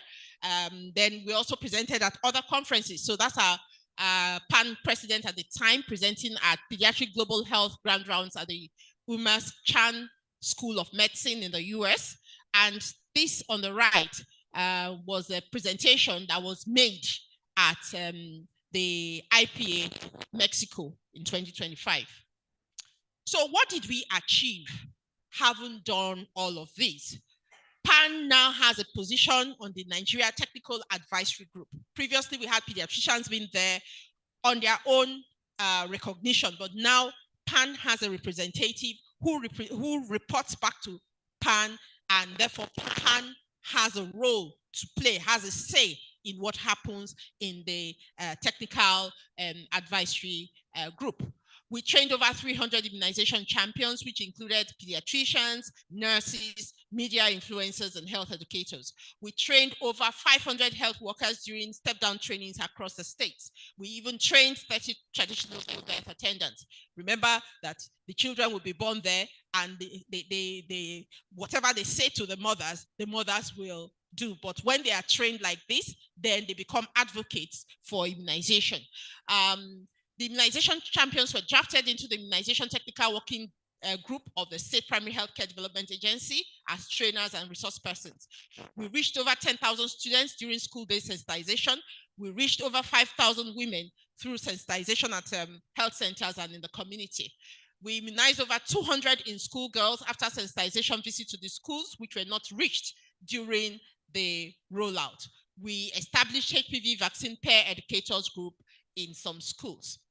Now, the human papillomavirus vaccine was rolled out in 2 phases in Nigeria. So the 16 states rolled out in October 2023, and the remaining 21 states rolled out in May 2024. So the immunization champions were not involved in the rollout in in the first phase, which was in October 2023, but they were involved actively in the rollout in May 2024. So for the 16 states, this is in the first phase. You can see their coverages. They were able to immunize 4.99 million girls. Now, this is for phase 2 states. This is when our immunization champions got into the activity. You can agree with me that the coverages that were achieved by these states were much higher than in the phase 1 states. In this phase, 7.3 million girls were vaccinated. Did we have challenges? Yes, we did. So funding is usually not enough, even though the IPA gave us funds. We are grateful for that, but it was not enough. Then the champions were misunderstood by other actors in the immunization space. They thought they were coming to take over their job. They didn't understand that they were just coming to help. We need all hands on deck if we have to get immunization into the arms and into the mouths of children. And then vaccine hesitancy was a major problem. Now, vaccine hesitancy is not just with the ordinary people. Sometimes healthcare workers are vaccine hesitant. In my state, just before they rolled out the HPV vaccine, a pediatrician put out a video that was horrible. And when the vaccinators will go out, they'll just bring out and say, see, it's a pediatrician that said. That's just to tell you the power that you have as a pediatrician. Because it was a pediatrician that said, it became a big problem. So we also had to work as pediatricians to counter that. And it took a lot for us to get the immunization coverage up. So what are the lessons that we learned and in mitigating the challenges? So you must recognize and utilize low-hanging opportunities. So champions can organize step-down training activities in their departments that does not require any funding. They can leverage on other activities like community gatherings and world events. So for us, you go to church, you go and ask the pastor, please, can I have 5-10 minutes to speak? And they allow you, you talk. You go to a birthday party, you say, please give me 5 minutes to address the gathering. So those are low-hanging opportunities. Then we collaborated with other groups who share the same interest. That's why you need to do your stakeholder mapping properly. In some of the states, we work with Medical Women's Association of Nigeria. This reduces costs and it expands the reach and impact of your activity. Then continuous communication, especially on social media, the WhatsApp was invaluable. Make yourself relevant. If they do not invite you, invite yourself. It is much better to work together, especially with the state agencies. They're the ones that will tell you where they are having difficulties so that you can reach those areas. Then continue to engage. The WhatsApp group is very useful for sharing information and for discussions on topical issues. So the champions are now a resource that is available for immunization and other childhood related programs. So when we launched out, it was mainly because of the HPV, but they have been invaluable in other aspects of vaccination. They continue to function as immunization advocates, remain resource persons for tackling immunization, misinformation, and disinformation. The champions are continuously engaging in various immunization activities. For example, they just recently participated in the rollout of the measles rubella vaccine in Nigeria. And in participating, this was an integrated campaign. We used the opportunity to improve the HPV uptake. Stakeholder engagements. This is part of continuing engagement. Now, let me just say that when you do your project properly, then you stand a chance of being funded further. For example, the advocacy project, when we started out, the IPA was very satisfied with what we did, and therefore they continue to fund us for another 3 years to continue to engage. So as part of that engagement, we had a stakeholder engagement in December 2026, looking at innovative ways to improve the uptake of HPV as well as other vaccines. We also participated in World Cancer Day on social media, sharing of HPV-related information. So this is pictures showing continued engagement. So these are all activities during the measles rubella rollout in October 2025, and then just recently January and February.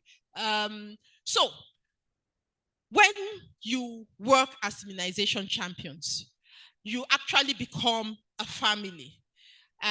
This picture here was us at our Pediatric Association of Nigeria conference this year, and we all took this picture together. And they kept asking them, did you know yourselves before now? I said, no, it's immunization work that brought us together. So immunization champions are a family.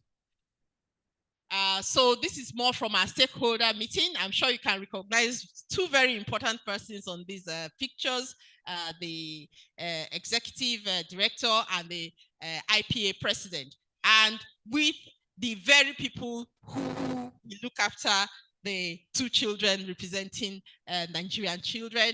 And then in the middle picture, you can see we had our ESCO, we had our very senior pediatricians there, a board of trustees of the Pediatric Association of Nigeria.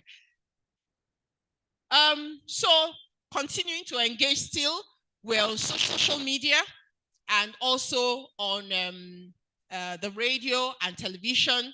So that's one of our champions on radio during the measles rubella rollout. That's me with Medical Women Association on television to talk about measles rubella, and then another program on television too. Then the bottom pictures show the information that we shared on World Cancer Day. That was 4th of February, and we shared HPV-related information. So, for example, the middle one is talking about, did your 9-year-old just celebrate 9 years birthday? Are you looking for a gift for her? The best gift you can give to her is HPV vaccine, because it's going to secure her future. Right, so I'd like to acknowledge the immediate past president of Pediatric Association of Nigeria, Professor Ekane Mekure, for giving me the opportunity to lead this project.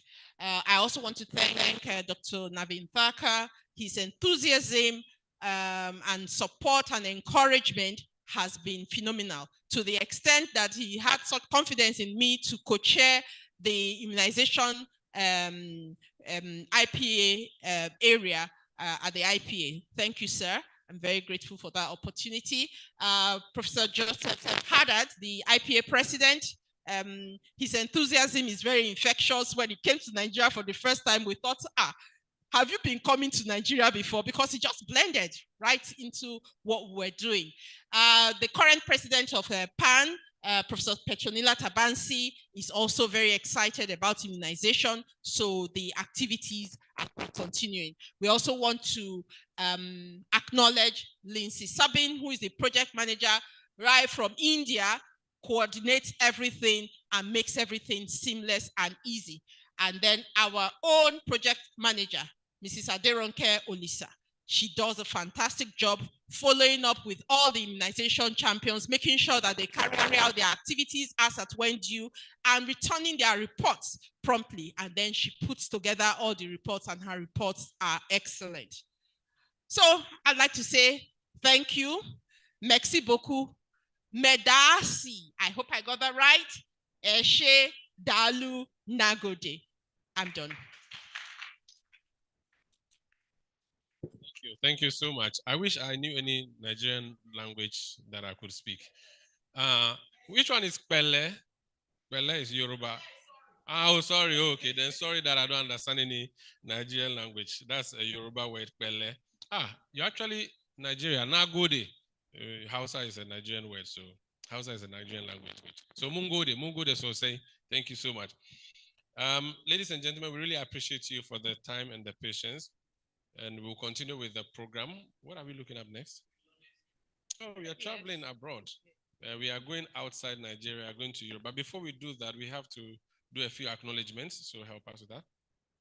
Okay, so like our last presenter echoed and re-echoed, media is very key in us being able to implement this project in Ghana. And so we'd like to acknowledge the media houses that have come today to carry the information beyond this room we are seated in. So Daily Graphic is here today. If you are here, you can just give a wave. We have Esther Eje and then Juliet Sapo from Daily Graphic.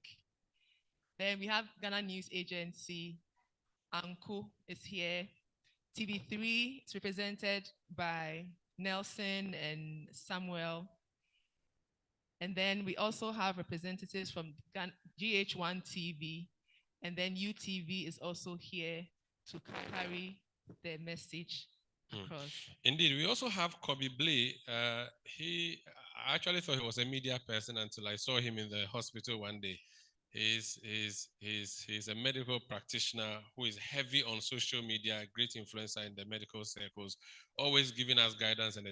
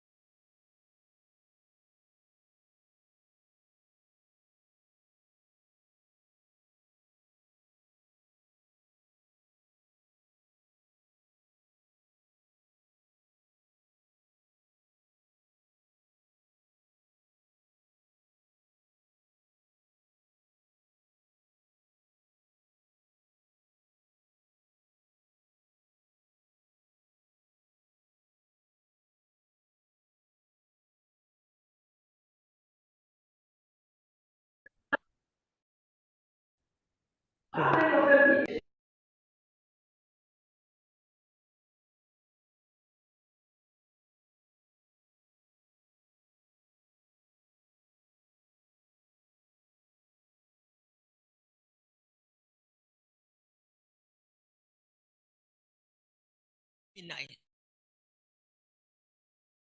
none of us can go to the presidency to ask them, please don't neglect the immunization of our children, but you can all the time, every time. The community leaders can hold our chiefs, our presidents to ransom. Because when the president goes to any community or any country, the first people they bow to are community leaders. Is it not true? So who should best lead this advocacy? I was so encouraged to hear WHO say that Ghana, we've done so well. Because some of the chiefs, I really like you, have become very vocal, have become champions. If we don't take care, and we phase out from the Gavi program, our immunization may drop. And some of these neglected diseases, the measles may come back again. But if all our community leaders, our chiefs at their regional house of chiefs, champion immunization, I can say that indeed we will have a country free from children suffering from immunization. So thank you very much for your submission, but this is my reaction to it. Thank you.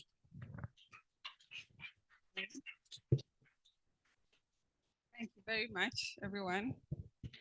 All protocol observed. This morning, we have gone through why the Pediatric Society of Ghana has taken up this project to work on immunization. We've gone through the fact that we have the support of the International Pediatrics Association. We have seen our performance as a country. And very significantly, we do not want to lose these achievements we have had so far. Why should we, who have benefited from immunization, allow or look on while the children who are coming up miss out on these? We have gone through our projects, how it's going to run. We have seen where we stand in the project from the national level of champions training. We're going to go on to the regional level. We've also seen how the National Vaccine Institute throws its support behind us. We're going to look at manufacturing vaccines.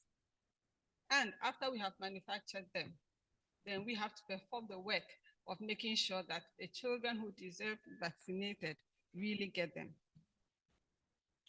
Thankfully, we have had people who have had this kind of project run before. Nigeria has given us their experience, and we want to learn from them. Once someone has gone through a journey, then it makes the work easy for you. You can learn from their challenges, take them up, and then take the project to another level. Now, this is where we are. As we continue the workshop, we trust that we would all work together and come out successful. Thank you.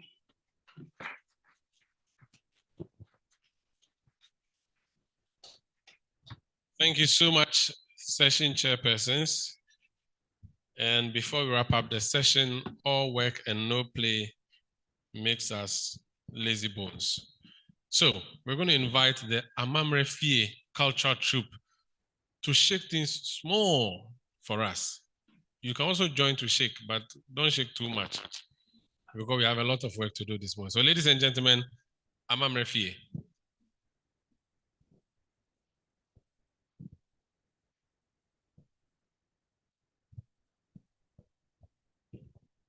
Are the drummers ready? Okay.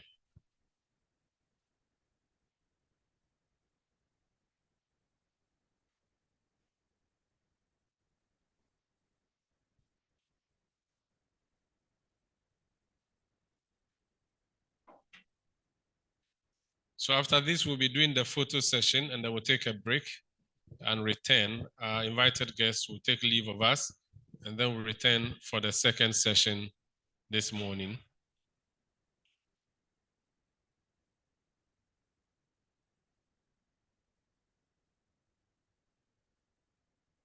Okay.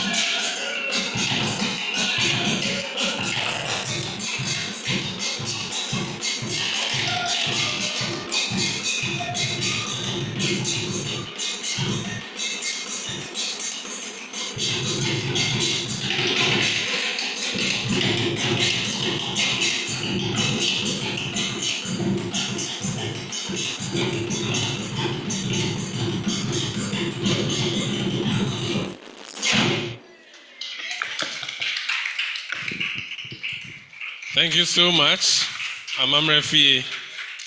Thank you, thank you, thank you, thank you. Wow, I wanted to do some, but I'm wearing a blouse. I can't do it. I can't do it in my blouse. Yes. Yes. And there was one of the champions sitting over there It was dancing twirling in his and chair. jumping in his seat. He was very excited. Chair dancing is very easy until you come here, and then you realize that. Look, Yeah. it's been a Okay. wonderful morning, has it not Yeah, been? It has. It Yeah. has. It has. And very, very, very, very, very big thank you to everybody for staying to the end. Would like to take our photographs now. Big thank you to you. When they said I was going to co-MC with a doctor, I said, doctor there, how am I going to? Me, I talk for a living. Doctors inject for a living. How are we going to work together? It was pretty difficult. But you have been a great MC. Now I feel threatened as a communicator. Because you have health and communication. I only have communication.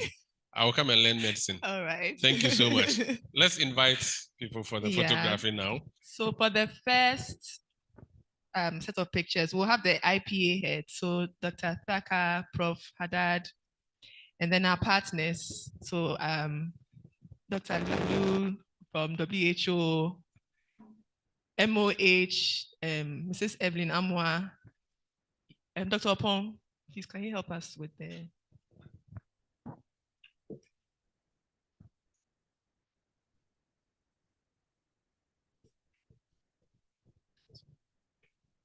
We'll also have the chiefs take a picture with them. Yes. So do together, then the chiefs will join. Yes. Okay.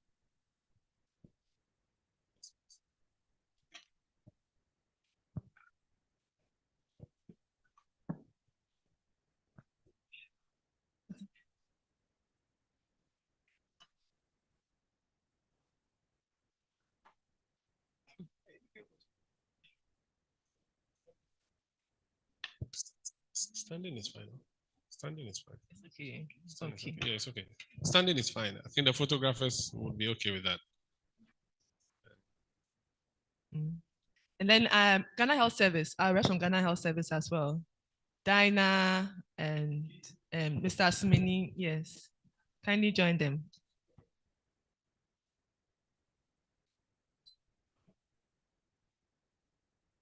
Sogok, please kindly join them as well.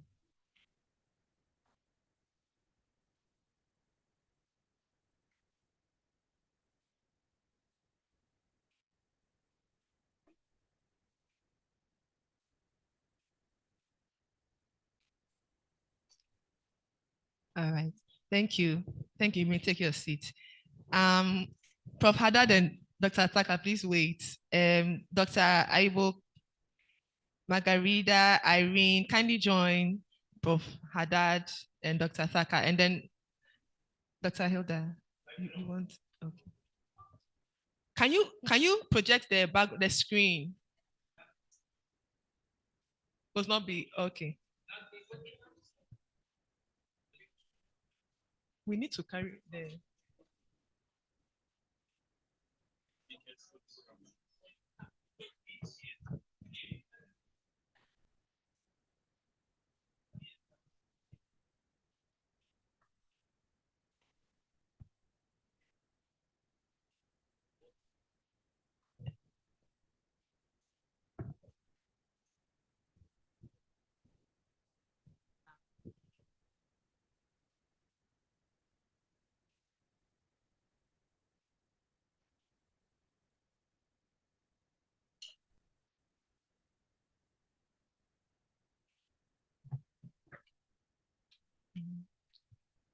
The next will be the PSG executives. Kindly come up.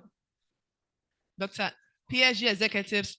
So Prof. Haddad and Dr. Saka, kindly stay. PSG executive, Richard, Genevieve, Ifwa. Yes, and Gabriela.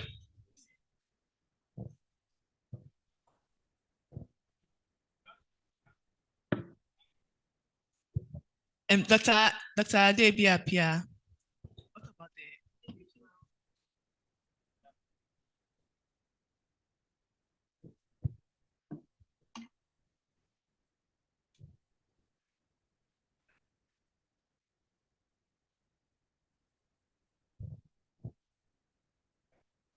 Champions, be on standby.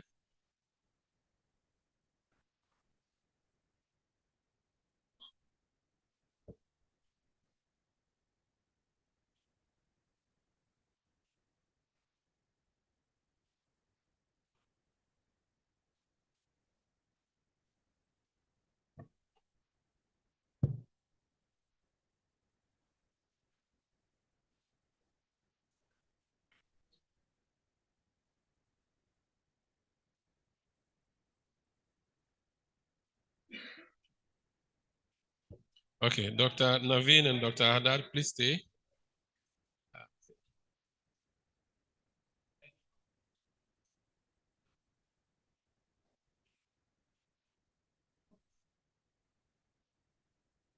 Okay, now. all PSG executives, so the regional executives, kindly join us. Ernestina, Dr. Sibe, adult Dr. Sibe as well. Jonathan, yes.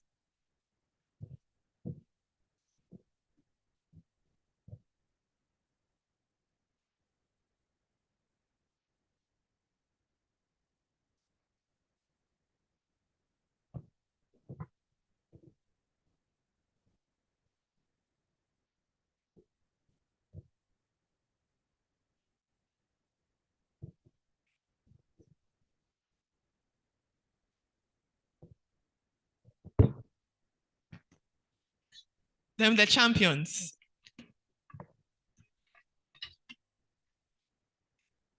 Champions. Okay, so champions, hold on. Since we'll be here throughout, we'll make special arrangements for that. So I think we are done for now. Yes. Yes.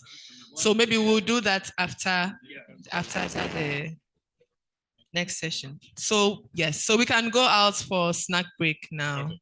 All right, thank you, everybody.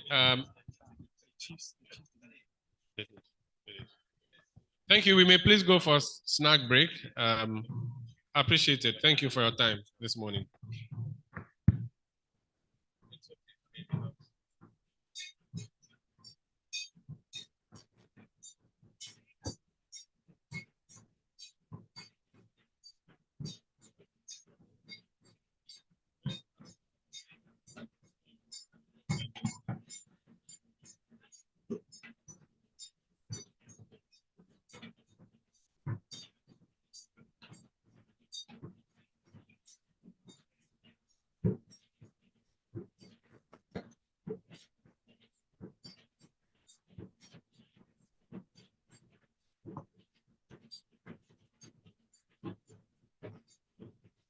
let's announce it. Let's.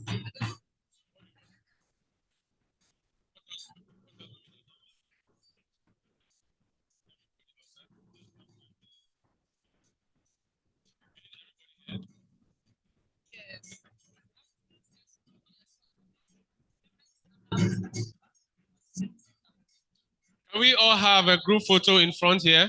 So, Chiefs, if you all outside, we are going to do a group photo outside. Everybody kindly join the group photograph outside. The Chiefs will be with us. All of us will do it outside.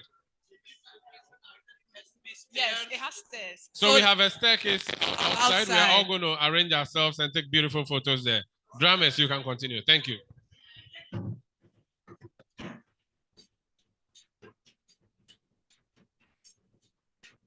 Thank you so much. Please, let's go outside for a group photo. Group photo. Group photo, then you can have your snack.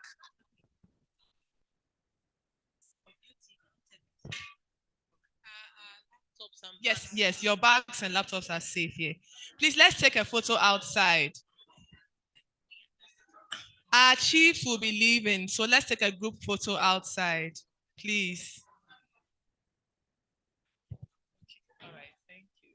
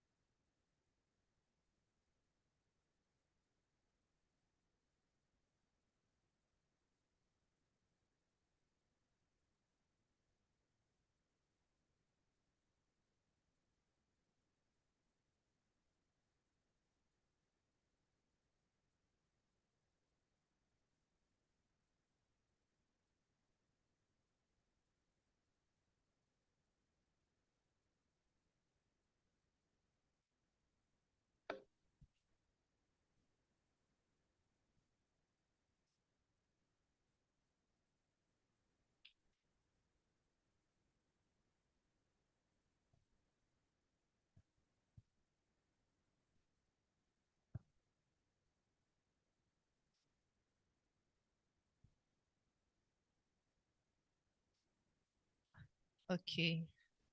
Our host has taken his seat. So we will begin the next session. I hope we are all full or satisfied with our snack break. And we all thoroughly enjoyed the first session. I did. So for the next session, I'm going to introduce our session chairs. So the first person I'll introduce is our very own Dr. Isabella Segomoses, retired Deputy Director, Family Health Division, Ghana Health Service, and a pediatrician as well. Kindly give her a round of applause. So she'll be chairing this session with, again, our very own Dr. Richard Lecha. I call him Richie Rich. Executive male executive for Pediatric Society of Ghana and head of department pediatric division at the Insamom Government Hospital. Thank you very much. So before we call the first speaker, just a few remarks from you.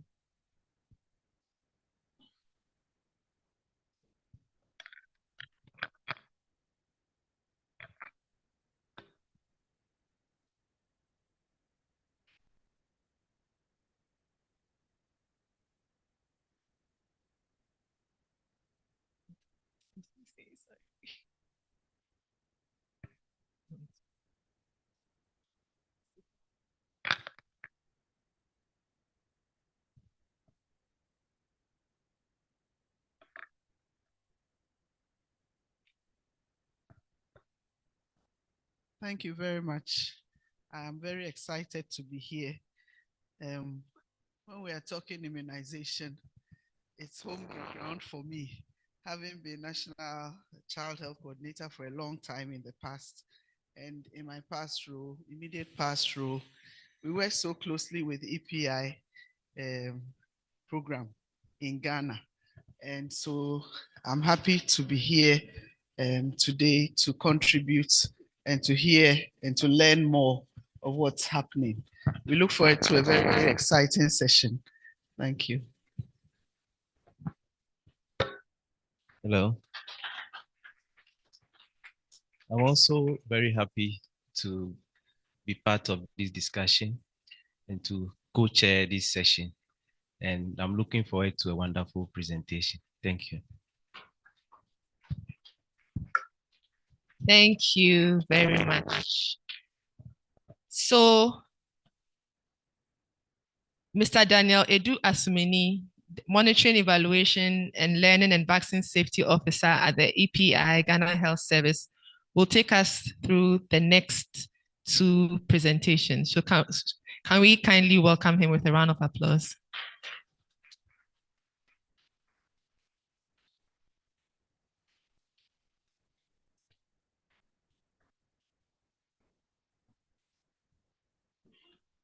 Thank you very much, MC. Our able chairs. I want to stand on the TC protocol to say good afternoon to all of us. The program manager would have wished to be here, but due to other competing needs, she has nominated me to come and give an update on EPI program on her behalf.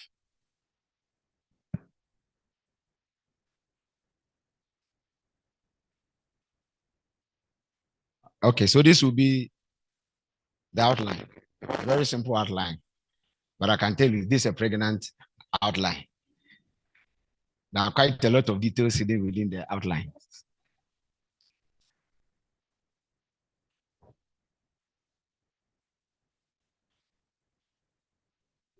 So what the background for and our mandate as EPI? In fact, EPI was launched in 1974 at the World Health Assembly. Ghana were 4 years late in joining what was coming up to save a lot of lives. Ghana started in 1978 and started with pilots, and by 1985 to 1991, it has become a full-fledged program where a lot of focus and a lot of structures was laid. The program currently is aiming at 16 vaccine preventable diseases for our routine. Then we have 16 diseases that we've targeted at various levels of control, elimination, and then others. And we have 13 tools that is used in addressing these 16 diseases. And these tools are vaccines. And some of these are vaccines are in multiples and in combination of other antigens in addressing diseases. So you can get a vaccine that has more than 3, some 2, and others, combination of antigens. The key strategies that we've depended on all these years has been static. When we say static immunization balance, we mean we stay in a facility where we are stationed and wait for vaccinees or our people to come to us, then we serve them with the vaccines. So any strategy where we have to move to the health facility is called static. Then we have outreach. That is when we need to pack our bag and baggage and move to a location where we get closer to our vaccinees. It's called outreach. Then we have mobile where we do that hit and run. That's when we pack bag and baggage, then we keep moving. We come to a house or we come to an area, we look for people who are eligible that we need to serve. We serve them, then we move to the next house, the next community, or the next area. Then we have campaign strategies where we set aside some days.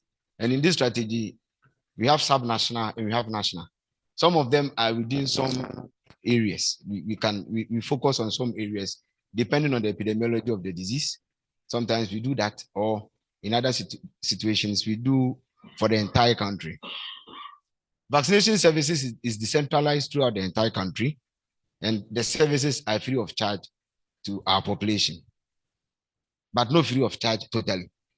The cost is borne by somebody else than the one receiving the intervention. What is the mandate of EPI?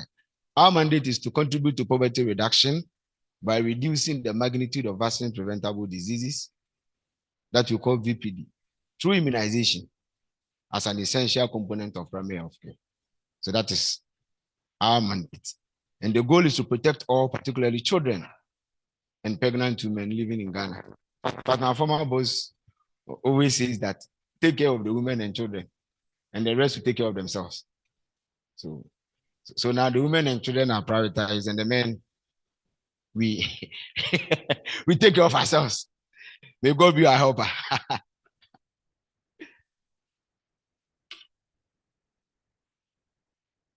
So with the background, Ghana has a target population 2025. Our target population was a little below 34 million, and a target population of target children, where who constituted 4% of the population, was around a little below 1.4 million, and surviving infant 1.319.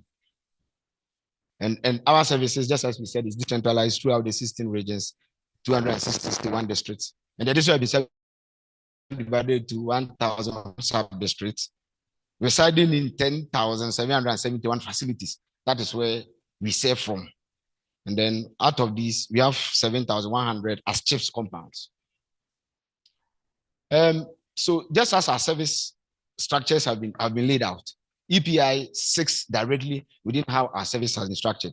Right from the national, we exist as a program. But when we go to the regional level, there are officers who are designated for that role, which perform adequately and performs this task very well under the regional director.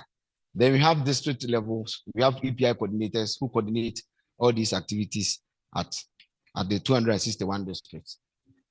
There's a trajectory of how Ghana EPI has evolved with our focus and with the vaccines.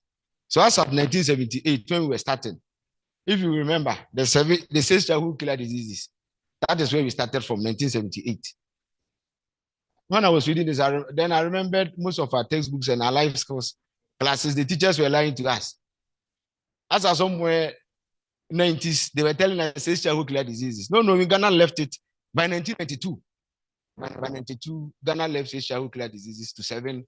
And we kept adding on based on the epidemiology of diseases and availability of vaccines and the safety data of how safe vaccines are available to us to help us address this. So we have added vaccines throughout from 1978 to 2025, where we added the HPV vaccines. So our trajectory has been very nice. So we don't just take any vaccine, hook, line, sinker. When it comes, we also sit, we look at our data, we look at the epidemiology, we look at the vaccines available, how safe they are to our people before, as a country, we roll it up. And we also look at the financial implications as well.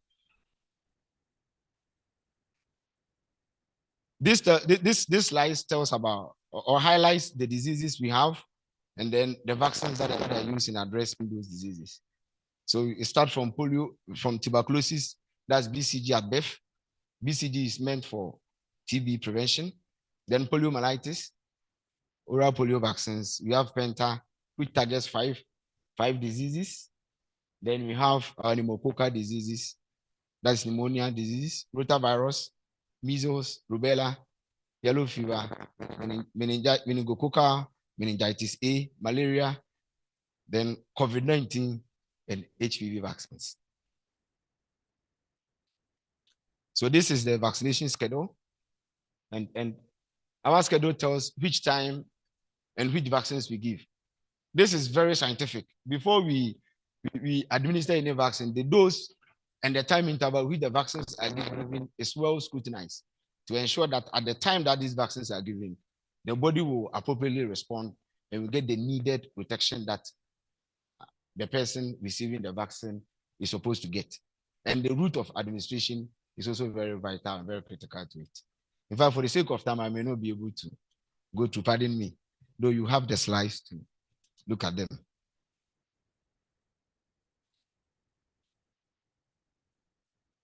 This slide looks at estimations. These are estimations of our immunization performance. You know, an unexamined life is not worth living, as said by Socrates. So it's important as to work. You don't just look at your data and assess yourself. It's important to look at what others observing you are seeing of your work so that we can validate the extent with which we are working. So WHO and UNICEF have a joint analysis of data, vaccination data, which is called WUNIC, which is done to tell how appropriate our data is. And it tells that our vaccination coverages are very high. And this is from 2019 to 2024. And you could see that during COVID, it dips more, and after COVID, it came up. However, there have been issues of vaccine supply within these periods, such that at some point, it dips.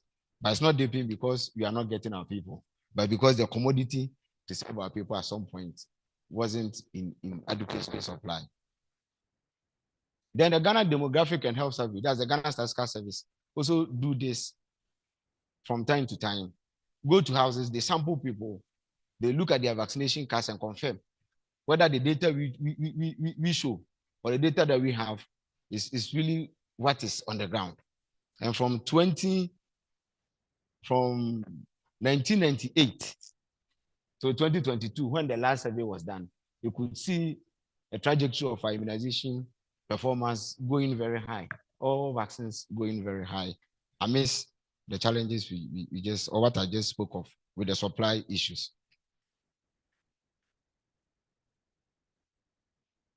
The African survey also paid attention to the proportion of children who were vaccinated in their households with cards and those who were not vaccinated at all. And we realized that when Ghana, somewhere around 1988, we had, this red tells the number of children who are not vaccinated, and the green tells who were vaccinated. You could see that it has crisscrossed. It used to be very high, and as we became enlightened and we got serious with it, the non-vaccinated reduced, whilst those vaccinated went up very high. And this data was based on children who had received BCG, polio, all the 3 doses, all the 4 doses of polio, then OPV.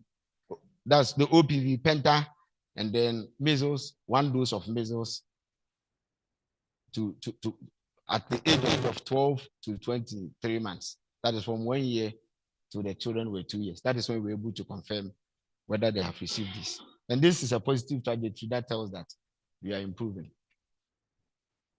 This data tells our EPI performance from 2021 to 2025. And any green you see there tells that we are doing very well. We are within range. In fact, the global target is 90% and above for most of our antigens. And Ghana, we target ourselves to 95%. BCG is 100%, and the rest of the antigens are around 95%. So the more greens we see, the better our vaccination has been. So if you check from 2020 to 2023, the greens kept fading, and the yellows and the rest were turning to yellows, whilst the yellows were turning to greens. And we have quite a number of greens now.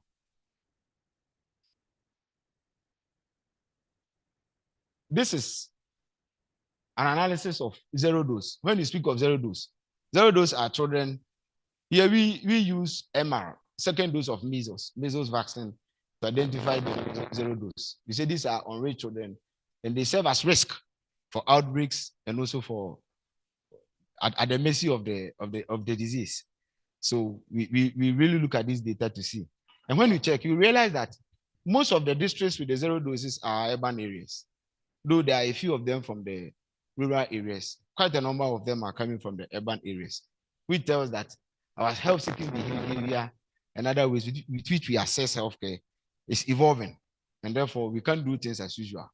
We need to vary our plans and how we reach out to our children. This is just a quick reminder on COVID. We just want us to understand that during the time of COVID, though there were a lot of misinformation and disinformation, we were able to vaccinate a little below 30 million doses. We administered about 30 million doses of COVID, which is very good for us. And our strategy mainly was our campaigns. When we set out to move house to house, area to area, searching for our eligible people to vaccinate. Malaria vaccines. Malaria vaccines. You know, malaria has been one of the, or has been the top, I think, since I started work. Every time, every review meeting you go, top 10 OPD, top 10 morbidity, top 10 inpatient. It's always malaria. Therefore, malaria is serious to us. And therefore, malaria vaccines was brought in. Fortunately, Ghana, together with Malawi and Kenya, were privileged to start and show the world the way. And we've done so well. Ghana did it in phases based on transmission and how the disease was within areas. So we selected some districts, some regions who started based on the burden and increased on the numbers. Currently, as we speak, we are implementing malaria vaccination in 136 districts now in 11 regions. Just 2025 alone, we administered a little below 2 million doses in these selected areas. It's going very well, and there are a lot of research is going on to assess the impact of the vaccine. Though preliminary data proves that with the malaria vaccine with other intervention running, we are making a headway. We are making a headway with preliminary data available to us. The last to join the Ghana routine immunization was HPV. We started in October 2025. This vaccine was very special, and because it was targeting a different age cohort. In fact, all our vaccines were focused on children, and EPI was focusing on children under 5 years. However, HPV was now targeting young girls 9 to 14 years. So it was very different, and there were a lot of uncertainties. Happily, we all came on board and we supported and did our very best. During the campaign in October, we were able to vaccinate 84.5% of our target young girls. And actual numbers, the actual numbers is 1.8 million. 1.8 million young girls were vaccinated within the month of October, which is very good to us compared to other countries in other jurisdictions. It's not been easy in the implementation. Now, let's go. Why are we changing so much, and why should we focus on immunization? Why give attention to immunization? Because of the impact. And let's see what are some of the impacts. In fact, with immunization as an added intervention to already existing prevention and other control measures in place, we've been able to conquer many childhood vaccine preventable diseases. Example is the neonatal tetanus elimination. Since 2011, Ghana hasn't recorded any neonatal tetanus. Polio, no reported white polio virus in Ghana since 2008. And I could remember when I was a little boy, friends or classmates and colleagues who had either paralyzed hand, leg, or whatsoever. You could count, and also the adult population who had those challenges. Measles, no documented death in Ghana between 2003 and 2021 of measles. In fact, I had measles when I was a little boy. So measles is real. And I lost my only sister from measles. Yes, so measles is very real. Whenever I get here, it gives me memories. Pneumonia and diarrhea in children has been reduced very much due to the introduction of other vaccines. There are no case of meningitis due to Neisseria meningitis type A after the introduction of Men A, first through a campaign in 2012 and subsequently in a routine immunization in 2016. So there are other forms of meningitis that are reported, but for Neisseria meningitis A that we have vaccines for, it seems to be a worry to us. Contributed to the reduction of incidence of malaria cases. And when you go to the implementing regions and districts, you can attest to it. And immunization has helped strengthen our health system because the service is bundled.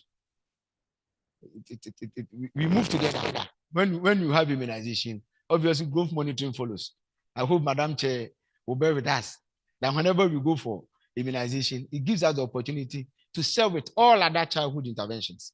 And therefore, it has served as a vehicle to help strengthen our system. It has contributed to child mortality, that's child survival.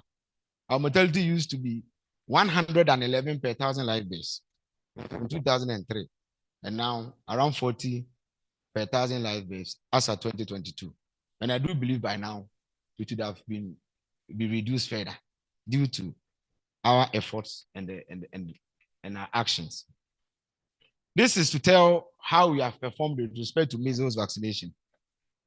So this big bar tells when our measles coverages. So this green line is telling our measles coverages, and the red lines are suspected measles cases. And if you check, whenever we have our coverages moving up, the red bars goes down. So it tells that we have no choice than to help maintain our immunization coverages and performance very high, so that we can be able to put the diseases at bay. Same thing for rotavirus.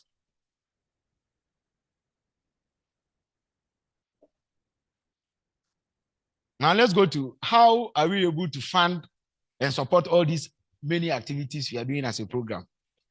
In fact, the program has been funded by the government of Ghana. Government is doing very well.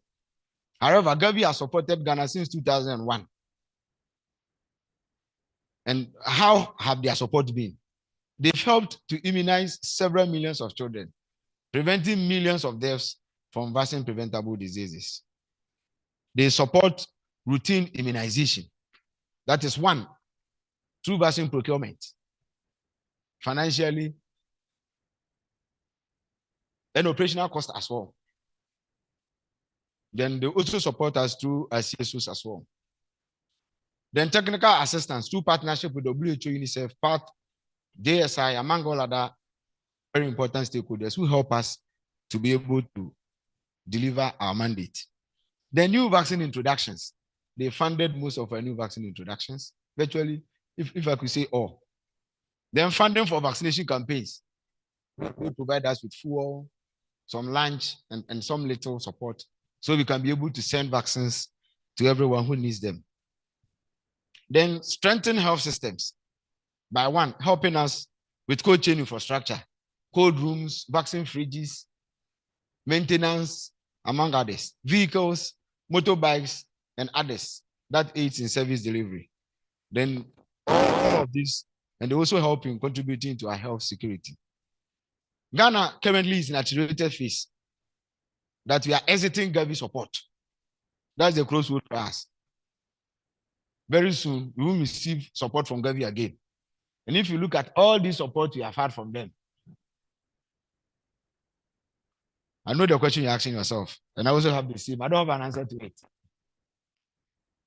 So what have been our key challenges? Our key challenge as a program has been our heavy reliance on partners, especially Gavi. For one, vaccines and operational support. And now we are exiting. What that means is the support of Gavi is dwindling. Gavi is deliberately weaning us off. Just as a baby is weaned off the breast milk. You get to a place your mother will leave you and run away. When your mother will see, they run. So that is where we are now. Inadequate and frequent breakdown of our cold chain equipment. Some are aging, some do not have at all. And sometimes spare parts and others to maintain them has been a challenge to us as a program. Inequities in vaccination coverage among districts. If you check, we had a list of districts with high zero doses. So we have challenges in ensuring that everyone, regardless of their location or regardless of your economic status or whatsoever, you receive the needed care that you deserve. We have also issues with data quality. We want to improve our data such that data-driven decisions will be accurate. We wouldn't deceive ourselves. Misinformation and disinformation from anti-vaccine lobbyists. Now their voices are getting so loud and so audible by the day. And it behoves on us with the good news to take the lead, to be much louder than them. Then vaccine hesitancy, especially for adult vaccination. And unfortunately, this issue was made mention of health workers as hesitant. Unfortunately, it's a sad reality to us. Now, what are our plans in sustaining immunization service? We want to collaborate with partners so that we can be able to get to our self-finance, that's the self-financing period where we don't receive any support from Gavi. Ghana government to be able to provide every resources that is required, or we can be able to mobilize resources locally to sustain our program. So there is a roadmap that has been drawn, and that must seek to sustain, improve immunization coverage rates, strengthen immunization governance, and increase domestic resources to finance immunization. And we all need to be on board so we can be able to sustain the gains that we have made in the past years. Now, what do? Advocacy for immunization service to be adopted as flagship priority so that we can have a budget line dedicated for vaccination. So we know this money is for this cause, and therefore it can be diverted anywhere else. Then advocacy to increase NI allocation to MOH and for immunization to be covered under this budget line. Then integration of immunization service financing into NIA budget package. That's an option we can look at. If NHI, health insurance, as part of health insurance reimbursement, how many vaccines have been administered?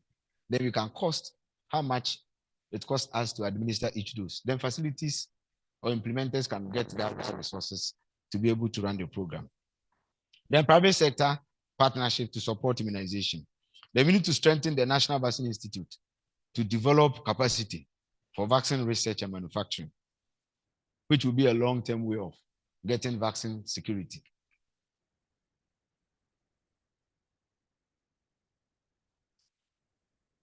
So now we are working on to improve access to vaccines, and we are also working on other interventions at the urban areas, so we can implement weekend vaccinations, late evening vaccinations, mobile service, among others, so we can reach out to our people. Now, the challenge in urban areas is not just with location, or it's not just with distance, but it's much of timing. bread and butter issues. They wake up dawn, they're out. They come very late. How do we get them? No matter how hard as a nurse, as a doctor, or whatsoever you do, you won't reach them unless you have a tailored approach. Then we need to provide coaching equipments, then conduct orientation and refresher training for staff. Then we help improve our fleet so we can have motorbikes and others to assess them. Then advocacy, communication, and social mobilization, so we can talk to our people. I remember a church, I went to talk in a church and someone told me, a doctor told me not to take the vaccine. I asked of that doctor, and that person wasn't close to a doctor. Because he's a male and works in the hospital, he's a doctor. And because he said, don't take the vaccine, that was period for the church. So we need to foster partnership so that we can be able to reach out to all that we want, or all the persons we need to. So in conclusion, what is the Ghana immunization program has seen major successes, despite the numerous challenges we face. And some of these successes I've already spoke of. And the main challenges of immunization now is financing. How do we get sustainable resources to keep our program running? So they need to sustain the gains made. It's now imperative on all of us and all stakeholders, especially CSOs, and then our professionals, pediatricians. If you're able to prevent a lot of vaccine-preventable disease, I'm sure your workload at the clinics and the facilities will be much reduced. And I do know that when we all play our critical roles, we'll be able to reach this. And this is how we do our work. On motorbikes, we work through water bodies. On boats, sometimes you get to a place, hard body or four-wheel is not able to surmount the challenges that we need to go through. It gets stuck. And at times you have dependent on even choppers to be able to send vaccines to our people who need them. Thank you very much.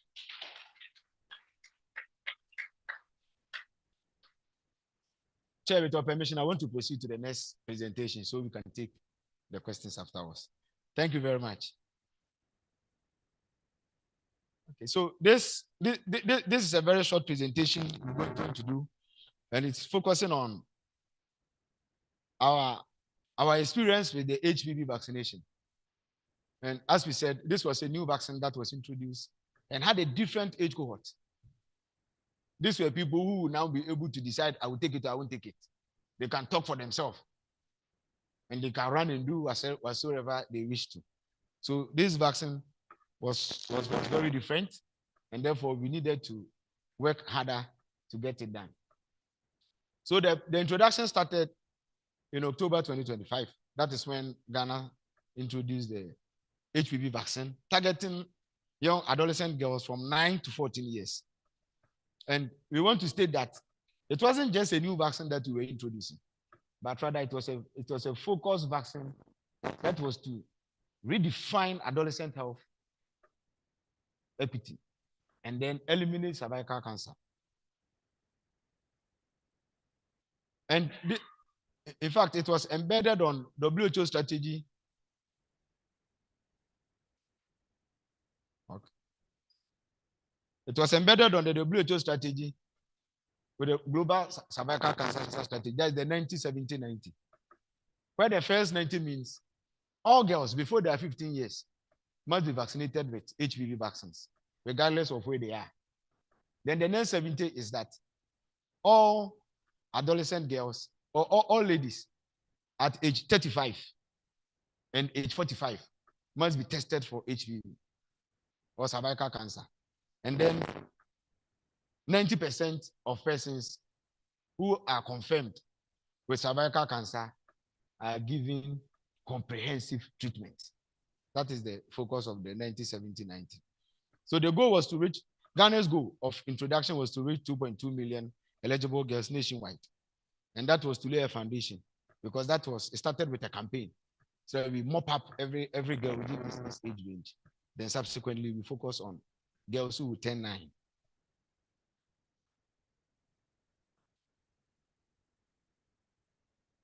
So we started the campaign across all 16 regions, and the actual campaign days were from 8th to 12th of October 2025.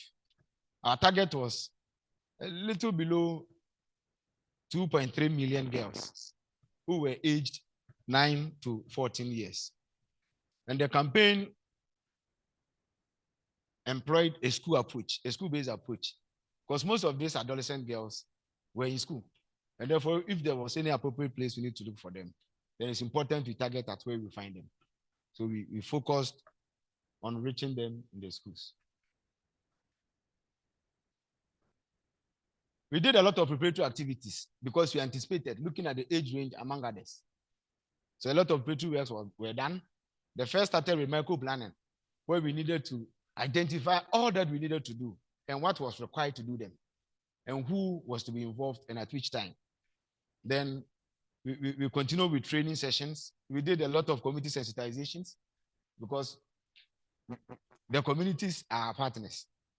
We did a national lunch, logistics mobilizations, and then we also enhanced our safety surveillance to ensure that concerns of people about the safety of the vaccines were being addressed.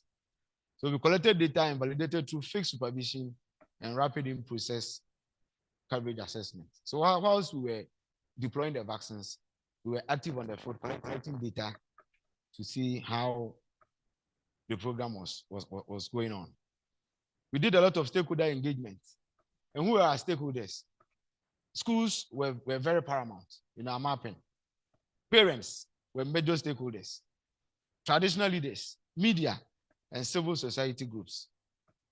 We did real-time monitoring to ensure that vaccines administration or the performance was as planned and as expected. So pre-introduction, we did a lot of engagement with the GES. There are several bodies in the education. When you go there, you realize that there are a lot of subgroups within that space. And we make sure that we were extensive enough to meet as much people as possible. So we engage parent-teachers associations, private schools, associations, then religious leaders as well weren't left out, including all the Muslim, Christian, among others. We did a lot of media engagements, and you can see very beautiful pictures proving. A lot of them were on TV sets, radio sets, and among others. Then we engaged the beneficiaries, the girls. We made sure that we visited schools, we spoke to them, and we made them understand the need to take the vaccines. Then there were a lot of endorsements from various bodies who mattered.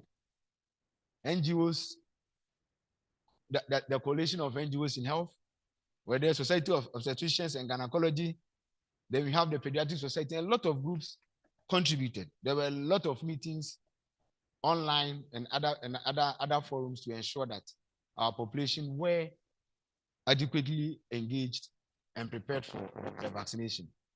Materials were developed, and these materials include fact sheets, some posters, and then other briefings so that people can be enlightened and know what exactly we were talking of.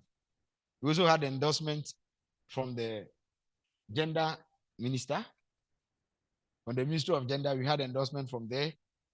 We have Medical Women Association of Ghana, among others.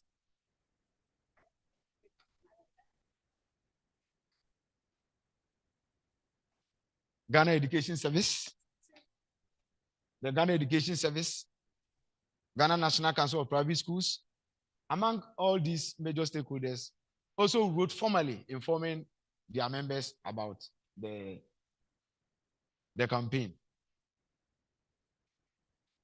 A national launch was done on 8th of October, which was graced by the Minister of Health and with other dignitaries.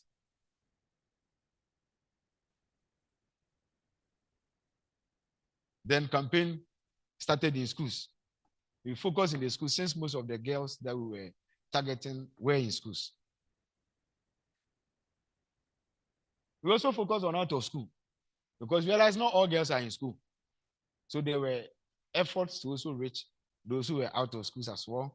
So we were in churches, we were in Makaranta, we were in several other areas where we knew we would find these young ladies. Even some went house to house looking for these young girls.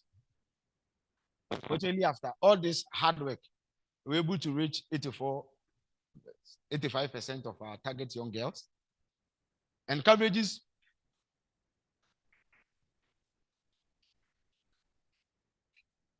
and our coverages range from 65.7% in Greater Accra to 95.5% in Ahafo. With nearly the vaccine wastage was very minimal because of how they were aggregated and how prudent our staff were. So mostly that's 9 in 10 vaccinations were done in school. So over 90% of the girls who vaccinated, we had them at the schools. So HPV doses were fairly and evenly distributed among the ages. When we check the data, we had virtually around the same numbers from 9, 10, 11 up to 14 years. We were very much alert on our safety issues. So we recorded 432 AEFIs. That's adverse events following immunization. This one doesn't mean it was as a result of the vaccine. All that we say is any untoward medical condition that occurs after vaccination, which may not necessarily be related to the vaccine. So you don't need to establish any causality. All that happens is this person fell sick after receiving the vaccine. And it's good to note that about 430 of them were non-serious. That means when you say non-serious, it means it didn't require death, it didn't require admission, no abnormality or whatsoever came up. And they were mostly self-limiting, which resolved. We only had 2 serious cases, which all of these girls have recovered. Reports have been sent to the FDA Technical Advisory Committee for causality assessment. So the vaccines are deemed to be very safe. So this is the graphical presentation of how this is the district base. So you could see there are just a few yellows. Most of the districts are in greens, and those that are in gray are those that perform more than the target that they were assigned. So it tells that there's just a few areas where we're mopping up, and we are with those districts to be able to help improve on performances, and a few reds around Greater Accra. Then on regional basis, Greater Accra is the only region in green. All other regions had performed beyond 75% of their target. So I spoke of the age categorization. We realize it's almost very intriguing looking at how the ages with which the girls were vaccinated.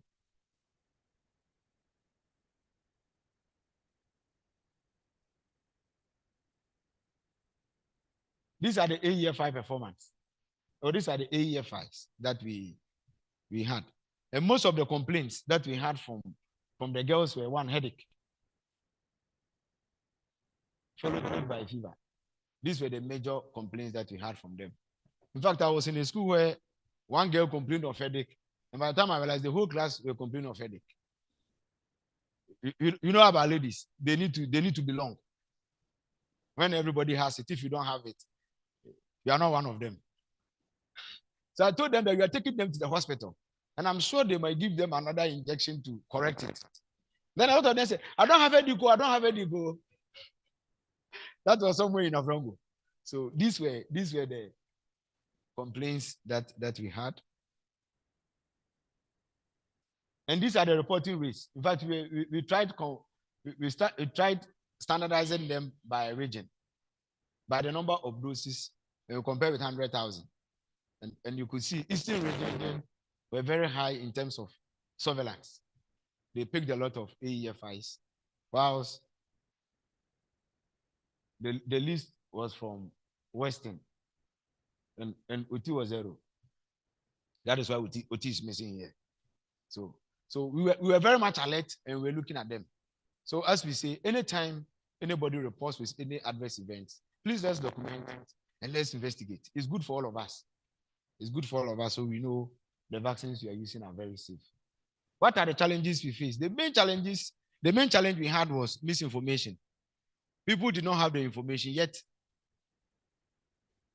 they were talking, and they talked a lot. They talked a lot. That was our main challenge.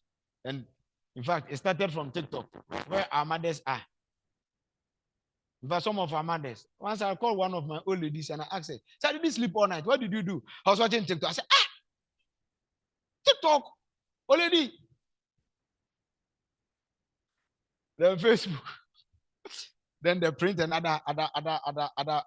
other media, people used it to do a lot of harm to these good interventions we all had. Misinformations as well.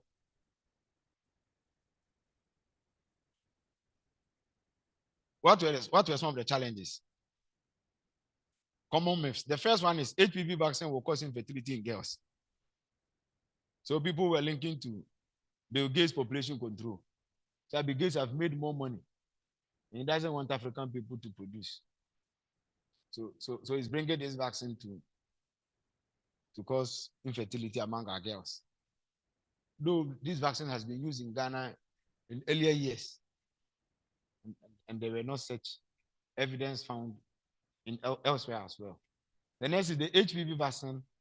People said it is going to promote promiscuity because the girls think that what I'm scared of, I'm protected. So what's next? Let me just go around.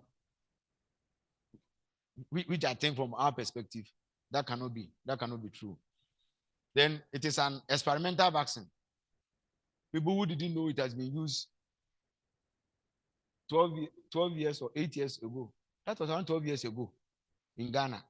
We're still saying it was still at the experimental phase. Then it was brought by Bill Gates. I think I've spoken of this. The government has been paid billions of dollars to introduce the vaccine. I remember in the community, they told me that if I'm here for my salary, they bet me I'll be sacked. Because for them to take COVID vaccine, for me to go and take salary, they won't take it. That is what other people think. That if they are not vaccinated, if they don't vaccinate, you have taken a lot of money and you are being paid by those. Then people say it wasn't developed in Africa, hence it's toxic. So these are some of the myths and some of the myths and disinformations. Inadequate funding. In fact, that was challenging. In Ghana, in fact, we received support from government that was in dollars. By the time of implementation, the dollar, the CD was on top of the dollar. And then we're in trouble. Late supply of vaccination cards, then high hesitancy from large numbers of private schools. There are some private school owners weren't allowing us to vaccinate children from their schools, especially in Accra, those big schools. You go there, they tell you no entry. Then the introduction of consent forms by private schools. And now some public schools are even copying. Then inadequate engagement with parents. In fact, some areas we weren't able to reach out to parents. And these were a major challenge. What were the best practice? We did local planning and ownership. At every level, we made sure micro-planning was done there. They assessed their situation, what was required, what was available, and how to get to all the children. Then proactive community engagement. We did that. Then leadership and partnership support. Everybody was on board. Pediatric Society, I remember you hosted some webinar also. There were a lot of activities that was done in country to help. Then integrated communication. Every time we spoke, we made sure we spoke about it. Then flexible delivery strategy. Rapid investigation of serious adverse events. We were very quick on that. Check that people will have the belief that as a healthy man, if even I take the vaccine and something comes up, there's a system that is really ready and will take care of me. What is the lessons we've learned? Importance of early and adequate engagement with parents is very necessary, it's key. Then importance of the use of social media influencers. I think this morning we've spoken much about it and I wouldn't want to deliver on this. What are some of the factors? that helped our success. Strong school health coordination between health and the schools or the education service. Early and adequate community mobilization engagement with parents. Real-time data monitoring. So we're able to react, or we're able to put in interventions as and when issues were coming up. Then partnership with all. Then use of trusted health professionals as messengers. Then importance of use of social media influencers. So here we are routinizing the COVID vaccines, the HPV vaccines. And what needs to be done is to improve our collaboration with schools so that we can make it better at this point. Then we'll also be doing facility-based vaccination, so that whenever any girl turns 9, or you have any girl you want to be vaccinated, you know where to go. You go to the facility and service will be provided. We'll be doing tailored vaccination services. At everywhere we can find these ladies, we'll make sure we go there to find them, and even beyond with the childhood vaccination as well. Then periodic intensification of routine immunization. Then we're working on the provision of vaccination cards for the girls. In fact, we have challenges with printing, but fortunately, it's being resolved. Okay, I've already spoken much about this. In conclusion, what we want to say, Ghana HPV campaign is more than a public health milestone. It is a promise kept to young girls and their future. So sustaining high coverages through immunization and improving school health services, data monitoring, and then addressing mis- and disinformation and addressing health education are crucial for long-term prevention of cervical cancer. So we require everybody to be on board so that we can together be able to get it. So these are, wow, okay. So these are just a few of the photos. Thank you.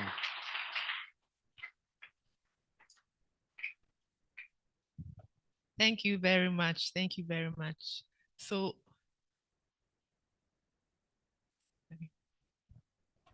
I think it's a big success story. HPV, nobody has succeeded like you. You ask IOBO, and she will share experience how they have to change their strategy. So you need to take lead now all over the world, how you did it. And I was joking with Joseph that we have not seen that 95% everywhere. Otherwise, we would have not chosen the Ghana for our project.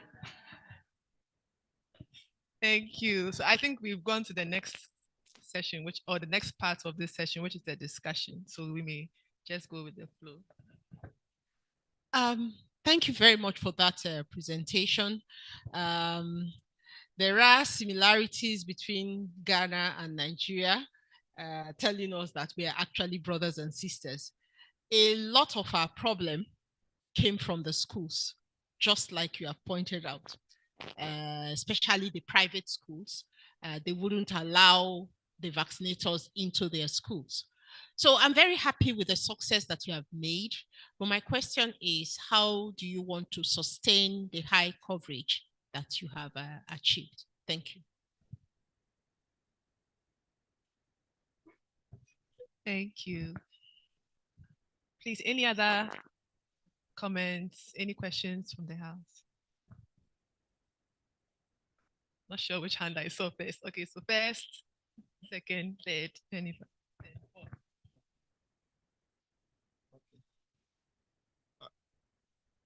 Madam, thank you for this wonderful presentation that you've made. Okay, my question is, after the vaccination for the HPV, still in our region, like the western of my district, we've not gotten the yellow cards to issue to some of the students. So anytime that you go to the community and they see you, they'll be asking them, where are my cards? Because we've issued some to some of the students, others who have not received their own. And another follow-up question also goes to the program. What I realized is that before we're about to start the HPV vaccination campaign, they asked us to do social mobilization for even 2 months ago, or even more than a month before the commencement of the program. And at that time, since it was a new vaccine, we have inadequate knowledge about it. So when you go to various facilities, nurse A is saying B, nurse also B is also saying different things. So the information that initially we put across was wrong until later that we had the Zoom meeting, that we had the correct information. So I believe that also affected some of our performance. Initially, if we were having one unique language that we were speaking across, at least something better might happen that we did. Okay, thank you.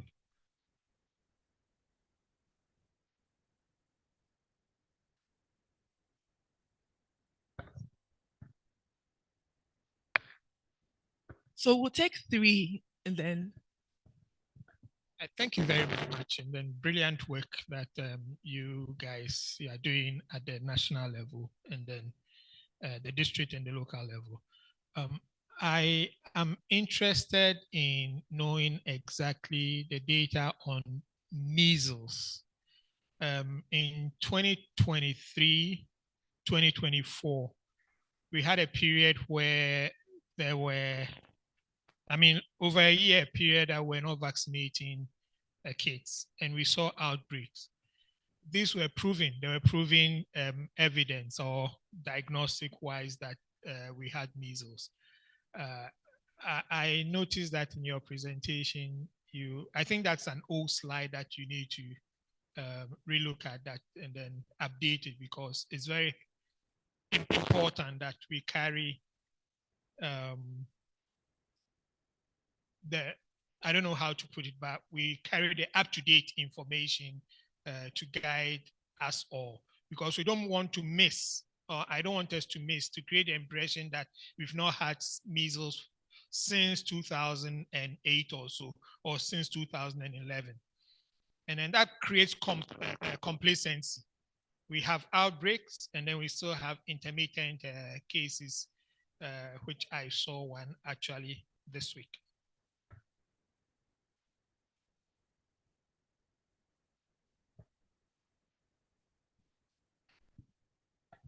Thank you very much for the presentation. My question was actually asked by the first gentleman. We have very, very beautiful numbers and data. We've been applauded for it, for the coverage that we had, but that stays for the nation and at the national level. What happens to the young girls in their homes? Because a lot of them haven't had the cards. My kid had it. I don't even know the batch number, the other details about the vaccine, and are there measures in place to go back and let them have this so that it's not missing data for them, because this is key on their lives? So I think it should be taken very seriously. Thank you. Please, you may respond to these. We'll have just 3 other comments after your response, and then. Thank you very much. In fact, I have very senior colleagues here, so please, you can add on. I'm looking at Fred and Diana, my colleagues. So let's look at the last one. The last one is, yes, if you remember, we have stated it as part of the challenges we had. It wasn't from us, it was from our printers. We subletted someone to do the printing. Unfortunately, due to other challenges, we couldn't get it on time. So what we did was we brought in registers so we can keep that data. So as and when the cars come, we can be able to transcribe that information onto the card and give the card to our young girls. So that is the state of it. We are aware of it, and it's unfortunate that there was little we could do about. But currently the cars are. I know there are a lot of. I can't tell for now if have you distributed all. So now all cars have not been distributed to the regions. So I'm sure this issue will be corrected moving on. The next is the measles. In fact, there was a whole slide on the measles, and it was up to 2024. So it included all the challenges. And just as we were saying, it's because we didn't have the vaccines. So it was a matter of the commodity that we didn't have. And also when you check our measles outbreak trajectory, you realize that after every 4 or 5 years, we get an outbreak. And because of that, we've been doing campaigns during those periods. So those children who are missed, we hardly get 100. So when we leave 10%, 10%, 10% for 4 years, you can tell the proportion now. It becomes bigger. So we have a campaign that we've been doing on those intervals to do. But unfortunately, there was challenges with vaccine supply and others, logistical supply. So we weren't able to do campaigns during that period, and therefore we had that. So we have noted all those challenges, and the slide is here. So when you get a slide, you can attest to it yourself. The information flow about the HPV. Yes, so Dana, would you want to address that one? Should I leave it for you? Okay, I'll leave it for Dana.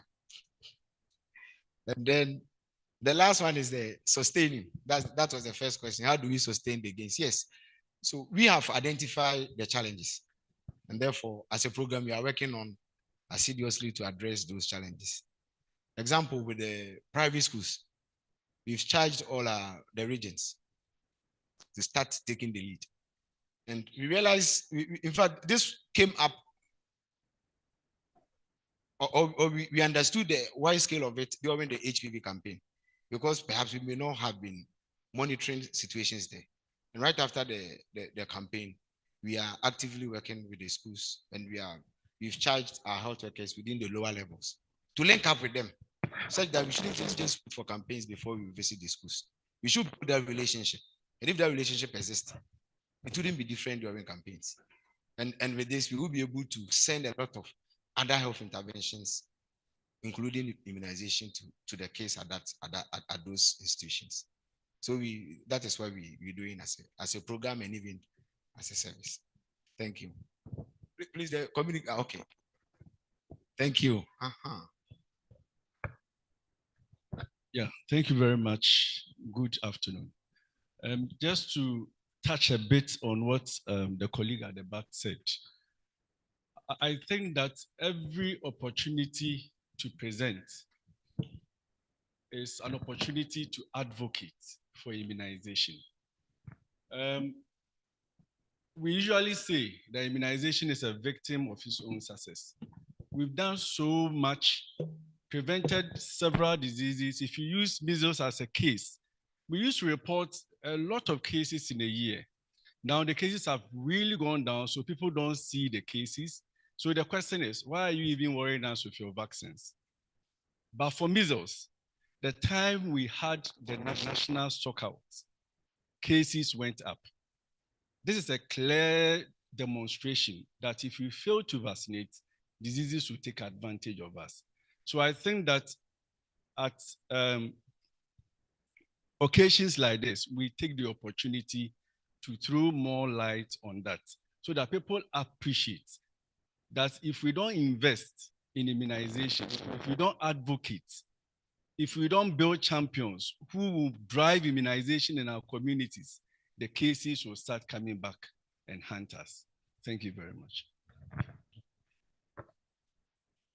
Thank you very much. So regarding the information flow, I remember we were talking about getting the people informed about the HPV vaccine way ahead, about 2 to 3 months before the campaign. And the reason was to just prepare the grounds, but the communication wanted it to be uniform. But our people at the regions and districts were really excited to get information out. So everyone was saying one thing or the other, but eventually we came out with a tailored information which was shared across board.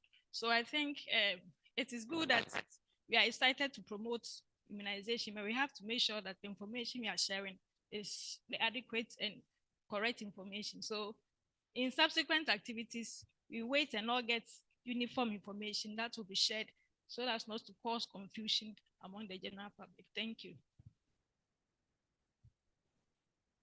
Yeah, so the response she gave is well and good.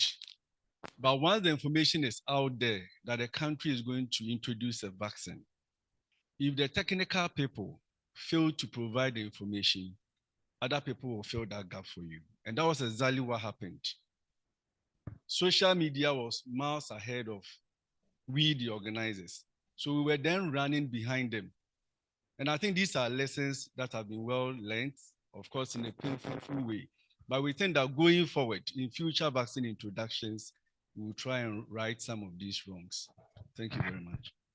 Thank you. We have only 3 comments or questions. I'm not sure. That's okay. Okay, yours is also okay. So 1 here, and then Irene, and then Dr. Nagai. Sorry, we'll have more time for questions. Please, more time. We'll have more time. We want to. Okay, thank you and good afternoon once again. Please, we all know Gavi, a major financier, will be winning us off very soon. May I know, is the decision to win us off from us, or the support was for a period of time? I'm just concerned because I work in a very rural area where I know how endemic poverty is. And thankfully, you have outlined ways we could sustain ourselves even when Gavi wins us off. Pardon me to ask, how sustainable are the plans you have outlined? Thank you.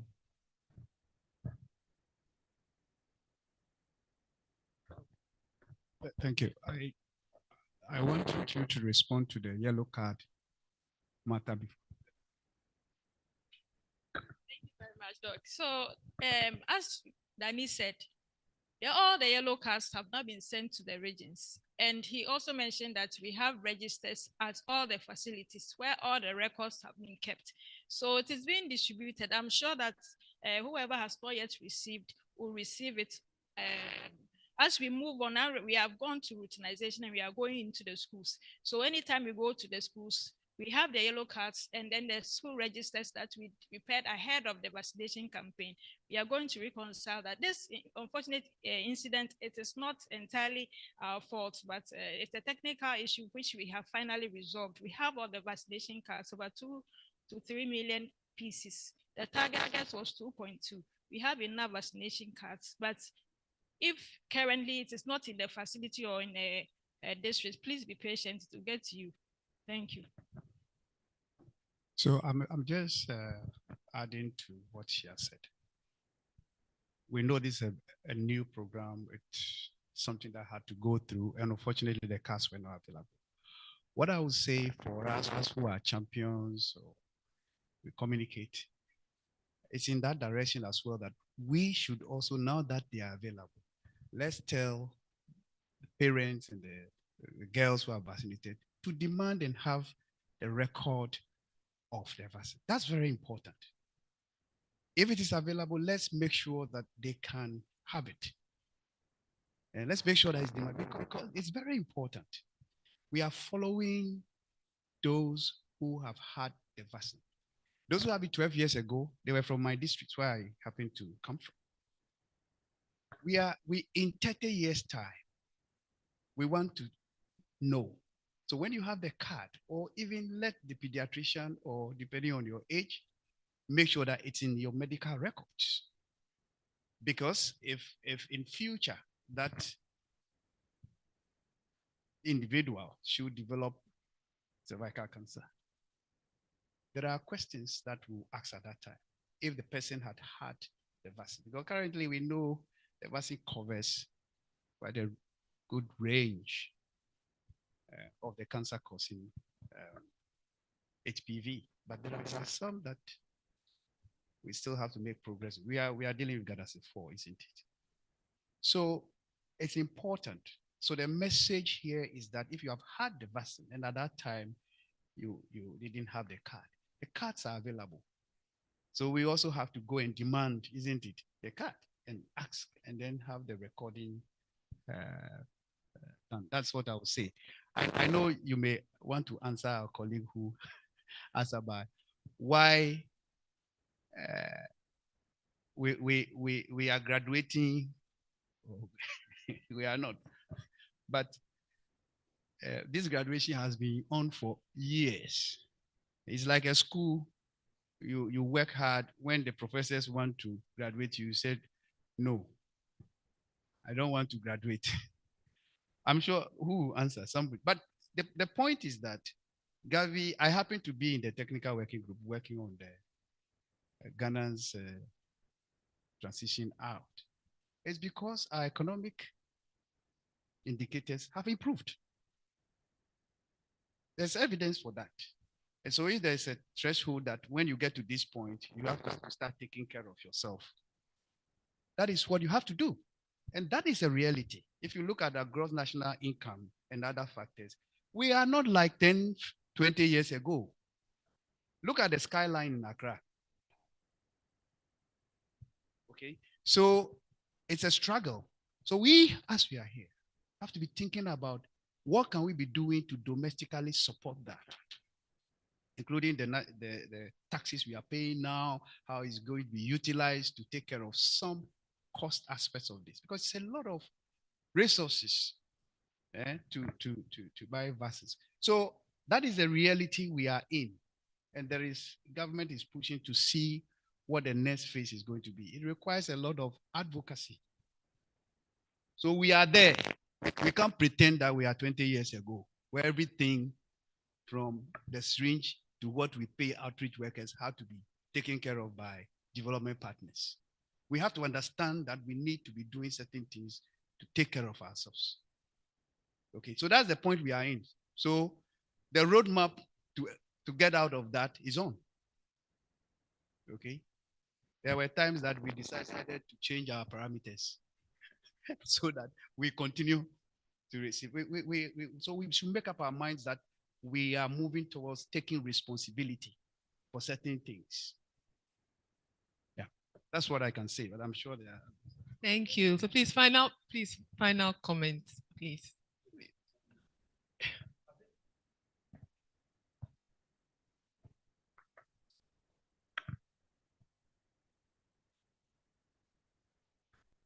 Yeah, so thank you very much. This is to help clarify the issue around transition. Gavi was established as a public-private organization to help address vaccine equity. Rich countries are able to afford and pay for vaccines for their population, but poor countries are unable to do so. So Gavi was established to bridge that gap. And there is a threshold. If your GNI per capita is less than $2,300, you continue to benefit from Gavi support. But if your GNI per capita goes above 2,300, then it means the economy of that country has improved and that you should be able to take care of your own health. So Gavi can focus on other poorer countries. So currently that is where Ghana is. The economy has improved, so we had to be weaned off. But how are we planning to sustain immunization beyond Gavi transition? And that is where the conversation is. So I've been telling a few colleagues that champions, it's well and good to go and create awareness, but the most important thing that we should focus on is sustainability, engaging champions, religious leaders, political leaders, traditional leaders to own their immunization programs, mobilize resources so they can deliver vaccines to every child. As was stated, in our part of the world, there are many rural communities, some communities where health services could be very difficult to come by. But if children get vaccines, there is hope that they will survive. So we need to, all of us, we need to be advocates. We speak up, especially the mother body, Pediatric Society of Ghana.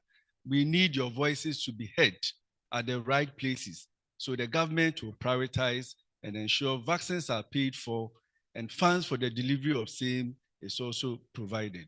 Thank you. Thank you. The rep from the National Vaccine Institute said he has a related comment. All right. Thank you so much. My name is Nelson Paramount Eli. I work with the National Vaccine Institute. So a quick one. We are not poor countries. We are low and middle income countries. So please take note of that. We are not poor countries.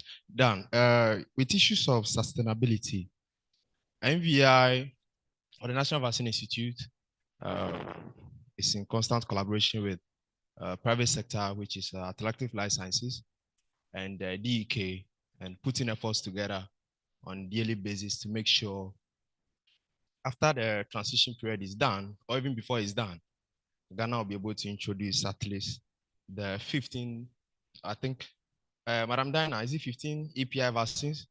16 of them. Yes. So Diana is part of the, she's been with NVI for some time now. She's keenly involved in our engagement when it comes to made in Ghana vaccines. So on issues of sustainability, I think we are doing something onward there, and we'll need all of your supports on that. Thank you. Thank you. So final comments from Irene. Irene's hand had been up. So thank you so much.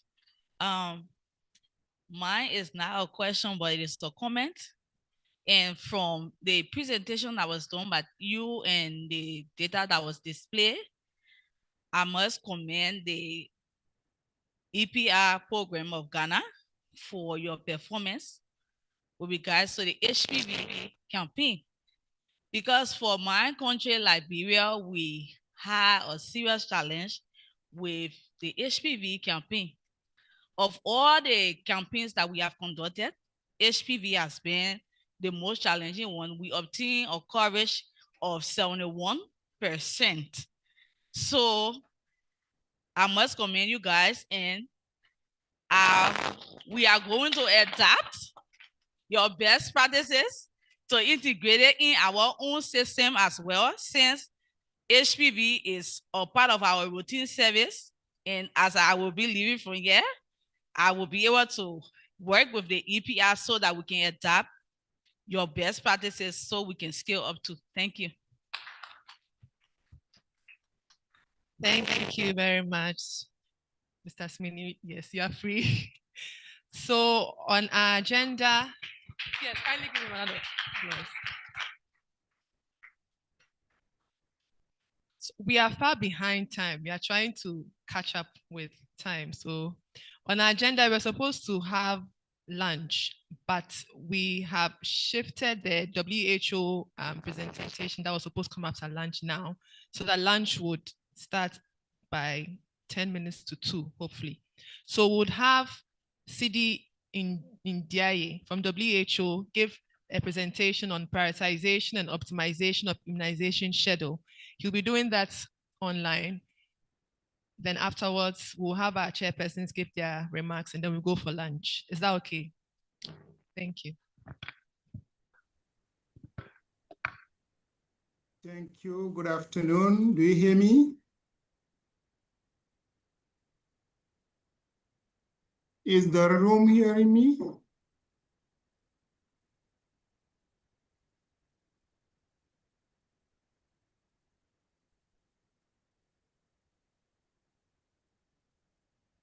Sorry, do you hear me, Fred?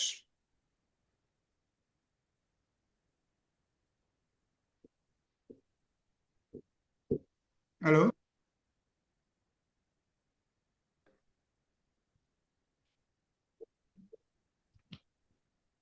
I'm not sharing from the room. Yeah, we can hear you. We can see your slides. Okay, thank you. So good afternoon, everybody. So my name is Sidinya. I'm an immunization officer based in Brazzaville, working at WHO regional office.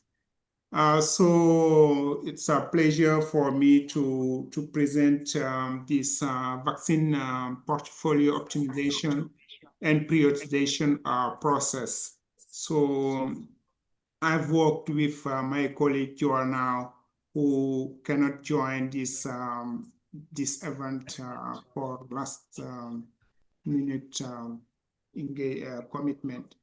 So these are the outline of the presentation. As you know, the multiplication of vaccine option and the global decrease of funding had a very negative impact on vaccine-related decision-making. As you know, the countries are under pressure the immunizations program sometimes are forced to make their biased decision, fragmented and reactive decision based on agendas from global level, from regional level, but also sometimes at the country level. So as you may know, there is a strong decrease in global funding for immunization from 30 to 40% between 2023 and 2025. With increased public health pressure due to complex agenda, we started the immunization program with 6 antigen. Now in the immunization program, we have more than 13 antigen, and we have like 4 to 5 vaccine in the pipeline that are coming in the next 2 to 5 years. So the pressure is really on the immunization program. But also, you may know that the immunization coverage in the region, particularly in the African region, is stagnating during these last 10 to 12 years now. We are stagnating about 33% to 35%. So these have been really threatened during the COVID-19 pandemic. And now we are doing what we call the big catch-up. But that will not be sufficient. We need a very strong immunization program decision-making. And we need to do more with less, improving the value for money of API countries, needs to rely less on external funding and need to prioritize. If we take the example in Ghana, Ghana is in the transition phase to graduating from Gavi. So all the immunization financing will be relied on the internal budget. We are in the need to improve coverage and program efficiency while maximizing the health impact and disease control. So as know, the immunization program is supported by the National Immunization Technical Advisory Groups. And these are composed by experts from the academics, from research institution, and immunization experts that advise the Ministry of Health on policies and strategy for immunization to improve immunization efficiency.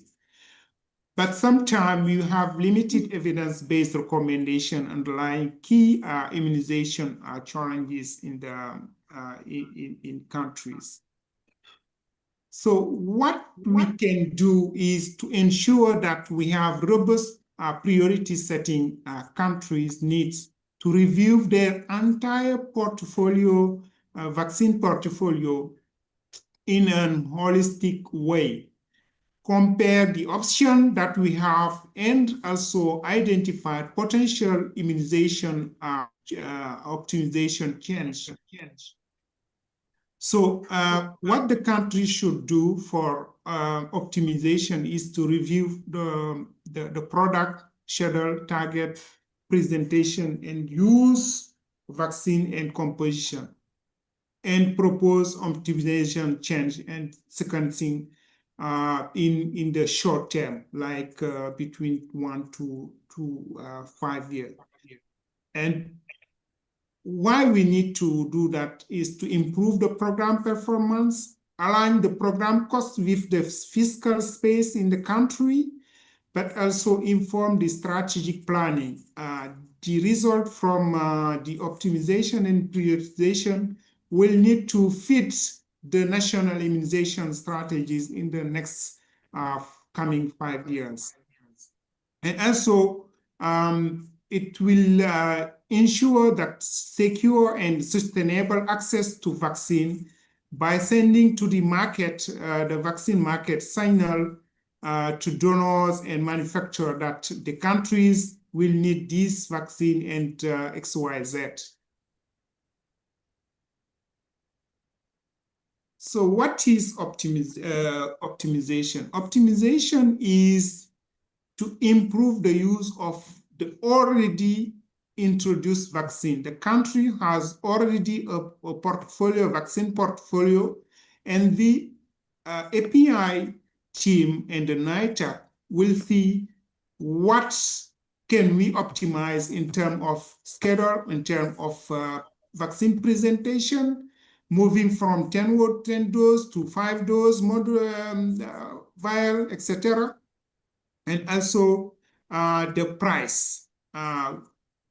The country will need to choose less cost vaccine. So this is optimization. Now prioritization is the vaccine that are not yet introduced and are in the pipeline of introduction.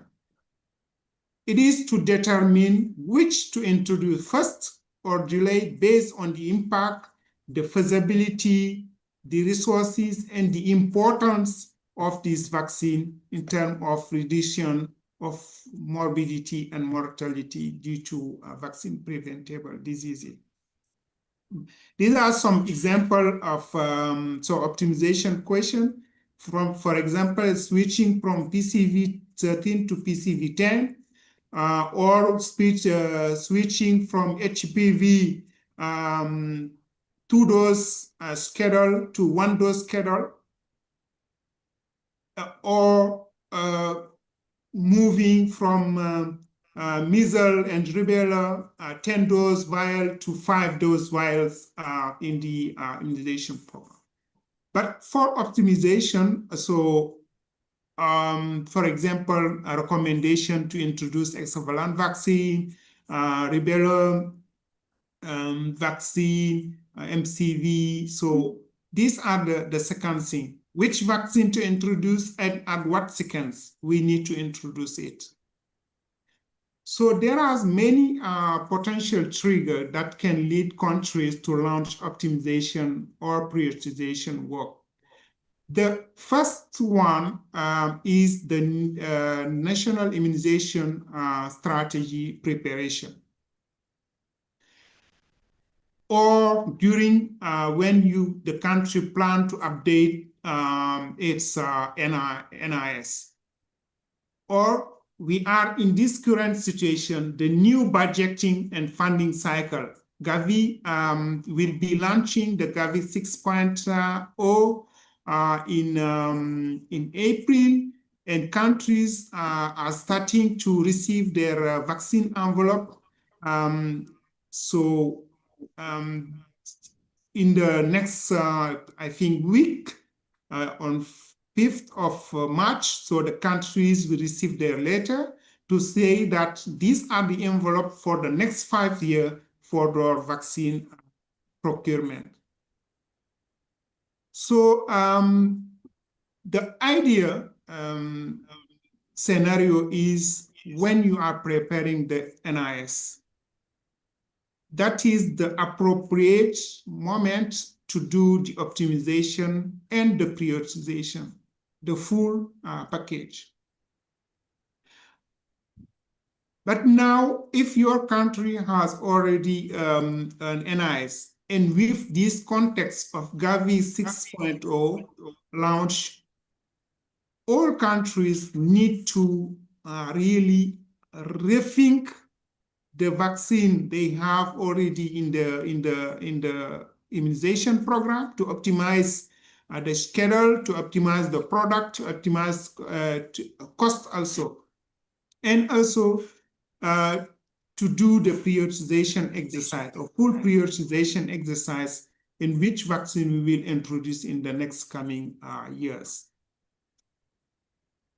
So if we focus on prioritization, so the prioritization tool has been developed after an extensive literature review to create a comprehensive list of criteria for immunization decision making. So this review has been done by University of Geneva to see how the countries are making decision, which criteria they use to decide which vaccine to introduce at what timeline.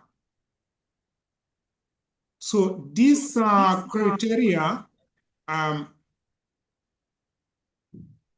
related to 10 topics and are categorized based on the prioritization stage.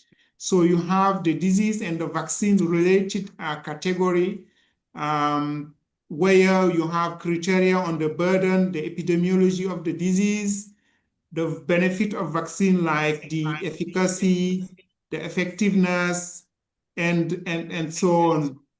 The vaccine safety also.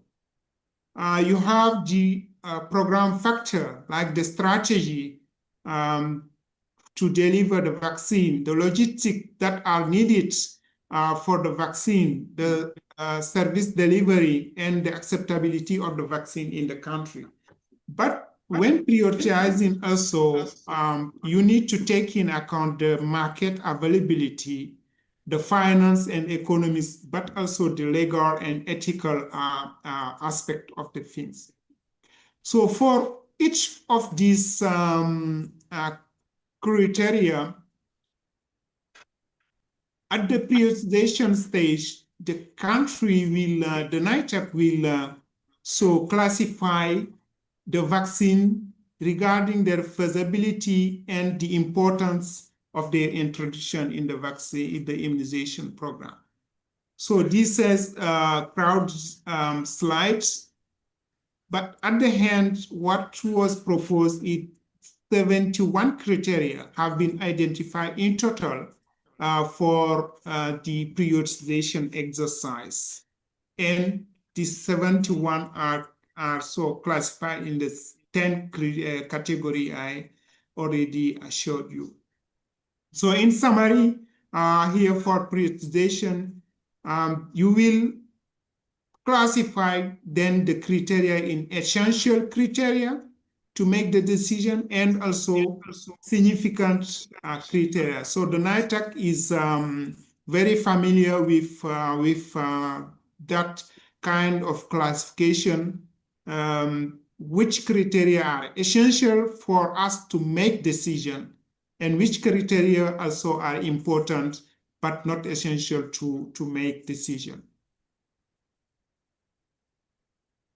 So the prioritization and sequencing framework relies in a series of assessment and decision based on the subset of pre-selected criteria that I've showed you, the 71 criteria. But you cannot use all the 71 criteria because the data collection will be very difficult. So what you will need is, in the first phase, it's to adapt the global framework to the country context by selecting the vaccine that should be considered for introduction in the next 5 years or in the next 7 years or in the next 10 years. But what we recommend to the countries is to align this prioritization cycle with the strategic planning in the country. If your NIS is for 5 years, you need to prioritize for the next 5 years. The second step is to assess the data that you will be collecting to prioritize the vaccine depending on their importance and their the feasibility of their introduction, and also to propose a sequencing of introduction. You will classify then the vaccine for high priority to be introduced, medium priority, and low priority. And at the last phase is to write down the recommendation. So the NITAC, they are familiar with that, to say scenario 1, in the current context, if no change occur, that is the scenario if the vaccine X will be introduced in 2026 or 2017, 2017, or the next vaccine Y will be introduced the next year, etc. And the NITAG will also identify an alternative scenario if maybe the funding decrease, or there is unexpected event, like we can have major outbreak in the country or a pandemic, so that will be the scenario B. So this is an example of output of this exercise from Uganda. So they have here identified which vaccine to introduce: meningitis, multivalent, hexavalent, typhoid vaccine, conjugate vaccine, cholera, oral cholera vaccine, DTP booster, influenza vaccine. They have ranked the vaccine regarding the importance. So on the disease burden in the country and the country epidemiology profile, they have ranked it also regarding the feasibility, and they combine the ranking of this vaccine of its they combine the rating from the importance and the feasibility. And you have this graph at your at the right-hand side of this slide. In the x-axis, you have the feasibility, and the y-axis, you have the importance. So you have here the classification of the vaccine, important and feasible. So these are diphtheria, typhoid vaccine, and hexavalent. The other important but less feasible, like the meningitis vaccine, meningitis multivalent vaccine, that are provided during the second year of life. And we all know the challenges we have in the second life, year of life platform vaccination. So, and after that, they have classified the high priority vaccine, the medium priority, and low priority vaccine to be introduced.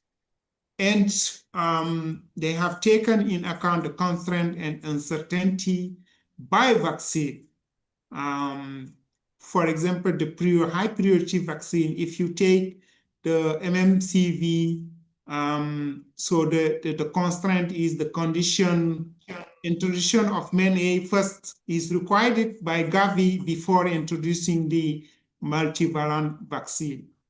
And also you have the uncertainties of the availability of doses for full introduction in Uganda. So, and after that, they have provided the scenario of introduction, which year they will introduce each vaccine in scenario A and scenario B. Now for optimization, the process should begin with a comprehensive review of the existing immunization schedule.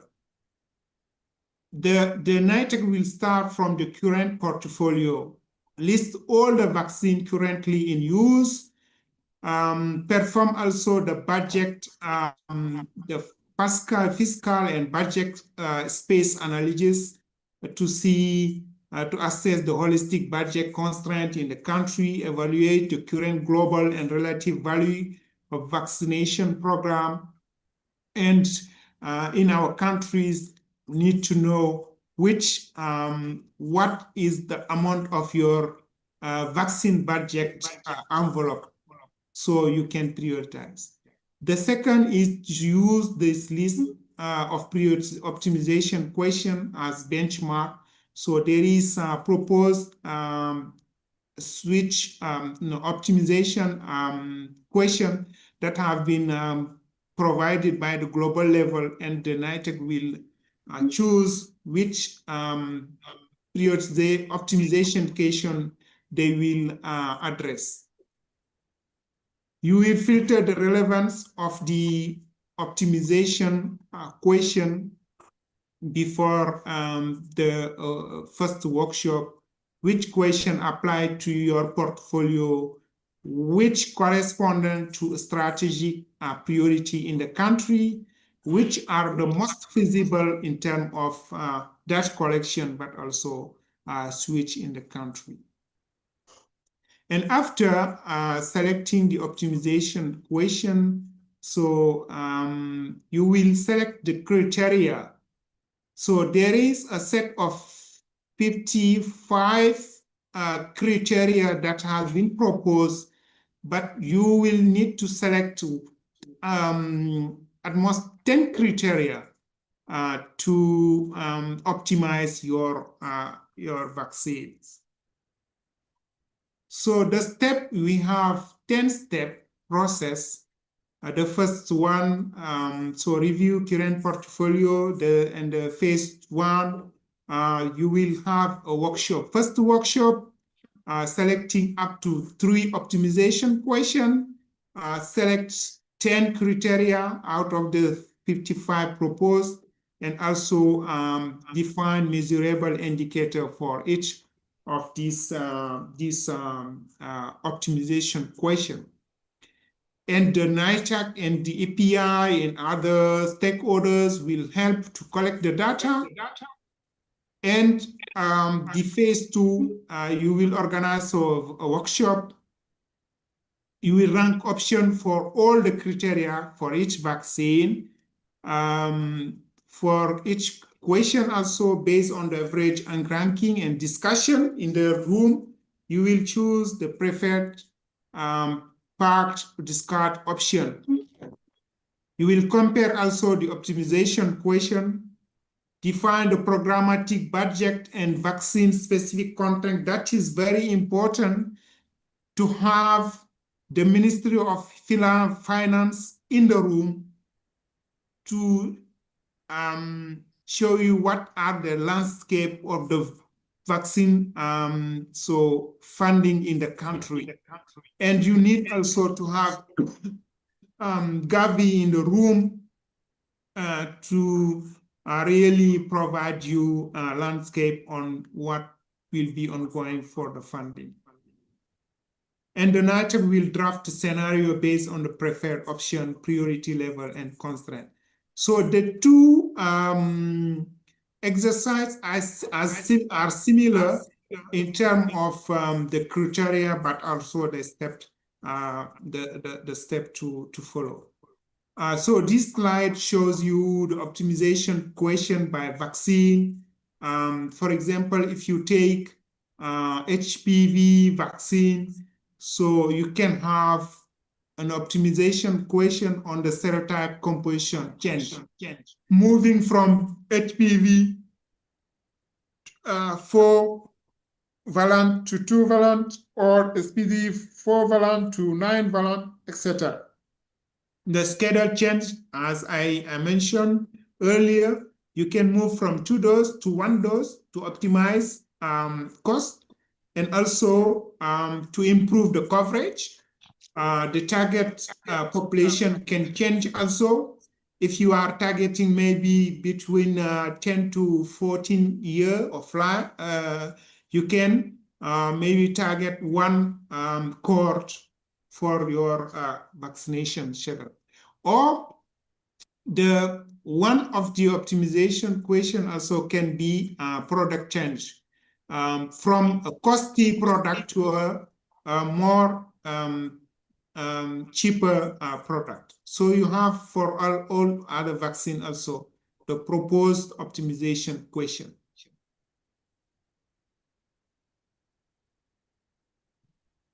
So that's our slide that you can go in. For example, if you want to change a 2 dose to 1 dose schedule for HPV, you have a list of like 8 vaccines that are currently in the market regarding their composition, the presentation, the dose you need, the serogroup that they are targeted. the one-dose schedule, is it feasible? So the WHO PQ also the year of issue, and so these are for each vaccine. The development team has provided a very a fact sheet for each vaccine. So the work can be really make easy for the NITAC.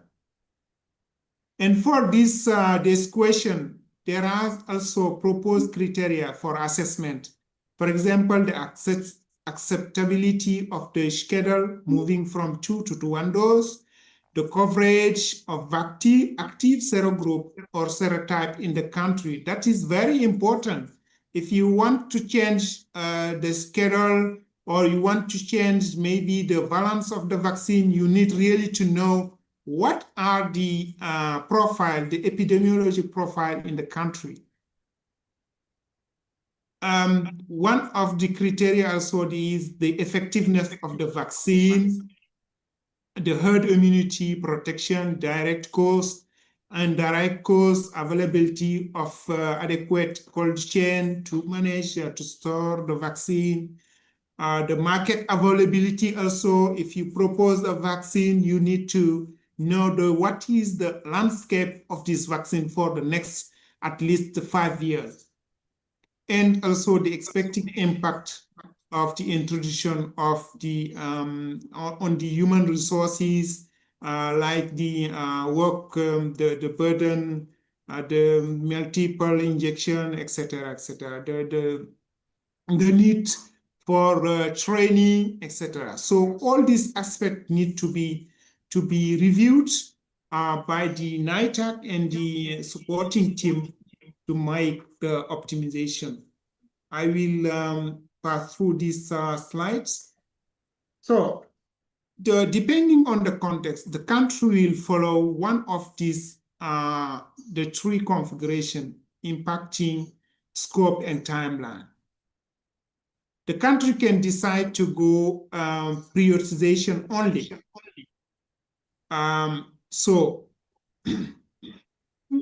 Or they can do only optimization or combine prioritization and optimization.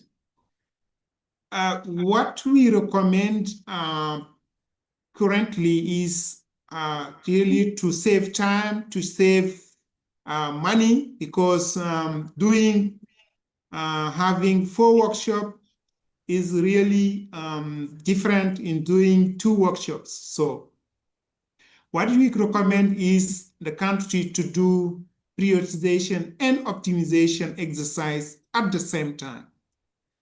But this will need that all stakeholders in the country, the NITAC, the API team, the secretariat, the partners, need to be involved in the exercise to make a clear roadmap of the exercise and really to be involved and engaged in the exercise. So you can do it in maybe 5 months time to finish the exercise.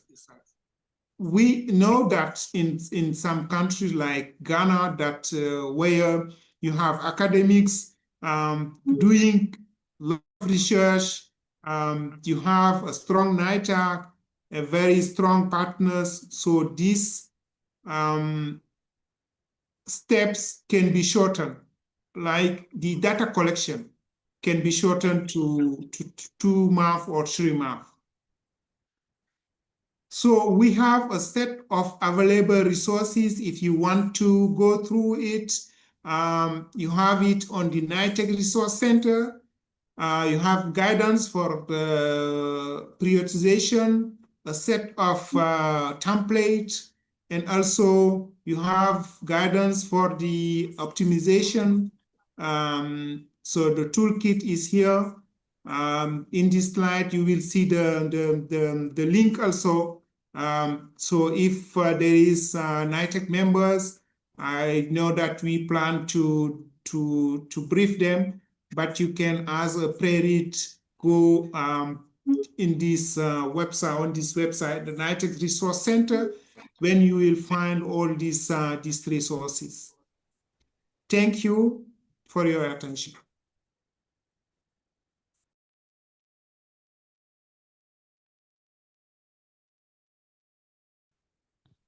Thank you very much, Sidi, for this very elaborate presentation. Any comments, any questions from the house?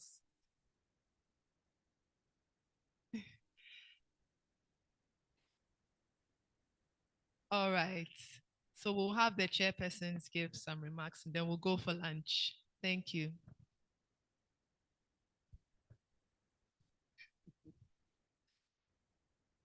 We've had a very lively session and we'd like to thank all the presenters. We started with an overview of the EPI program in Ghana, and then we followed with the HPV vaccine introduction before we came to this last presentation on vaccine optimization and prioritization. I believe that the last presentation is a demonstration of the painstaking efforts that go into taking decisions on introducing new vaccines or improving the programs. And so for us as advocates, at least we know that decisions are not just taken off the top of somebody's head, but efforts go into it. I think that arms us with something to stand on when we are advocating, to be able to say that these are really critical decisions for the good of our children. From the first two presentations, we've seen that Ghana has had a successful immunization program spanning almost 50 years. It's about 48 years if you calculate. And we have made a lot of gains, but we need to sustain the gains. And there are challenges, a number of them. Foremost is sustainable financing.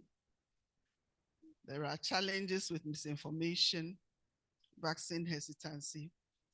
And as we go away as champions, I think it also clarifies for us some of the things we should be talking about.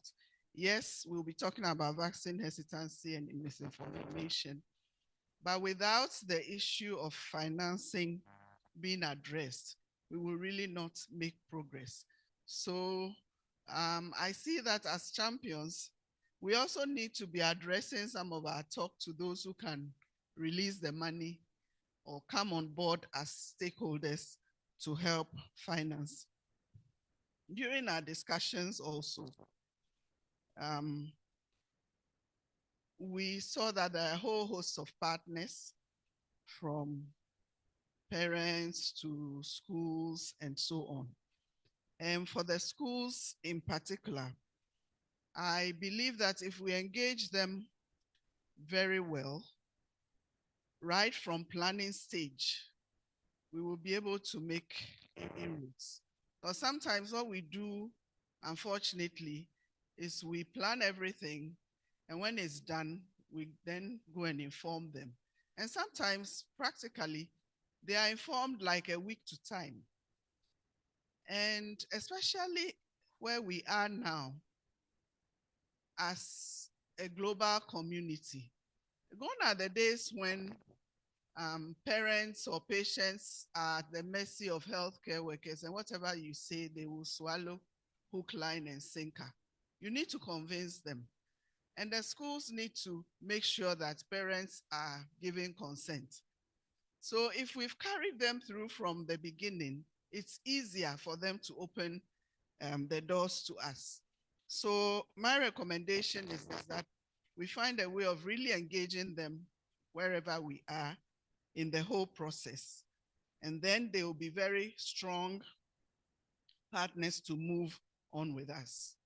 Another key message that came across is that we have to have accurate information and have one message. And so a recommendation too is let's engage the health promotion officers right from the national level. And if they are not already on this team, I think I would recommend that we bring health promotion division on board, and then down to the regions, we bring the health promotion officers together. And let's come out with key messages. There are already key messages for immunization. So let's make sure that these key messages are rolled out and they are just at the tip of our tongues, and we will all be saying the same thing wherever we go. Beyond the vaccines themselves, things like vaccination cards have come up for HPV. But in Ghana, we all know the maternal and child health record books. I don't know whether that problem has been solved, but I think it's still something. If we do everything, we are able to give the vaccines and we are not able to record, then we really miss out. Because when DHS, the service, household service go out there, it's not what mothers or caregivers can say that their children have. They need the records to prove. So as part of our messaging, we should also advocate to have all the logistics on board. Thank you very much for supporting us in this session. Thank you. I hope you all agree with me that we have a fruitful discussion. And when your senior colleague speaks, it's very difficult for you to add on. So thank you so much for staying in tune for us. Thank you. Thank you very much. Okay. So it's lunchtime. We'll be having lunch at the restaurant. We'll still close by 5 p.m. Trust me. So we'll be having our panel discussion on fast tracking progress to 2030 after lunch. On the program, we're supposed to have a discussion after that, but we'll merge it. So we will not have a separate discussion from the panel discussion. So if you have any questions after, we'll just allow maybe 1 or 2 questions. So by 3:15, we'll be back on track. We'll be having a presentation on ethical considerations, okay? So lunch is from now till 2:45. I have reduced it by 15 minutes. So by 2:40, by 2:40, let's all be here to have our panel discussion. Thank you very much and enjoy lunch. Recording.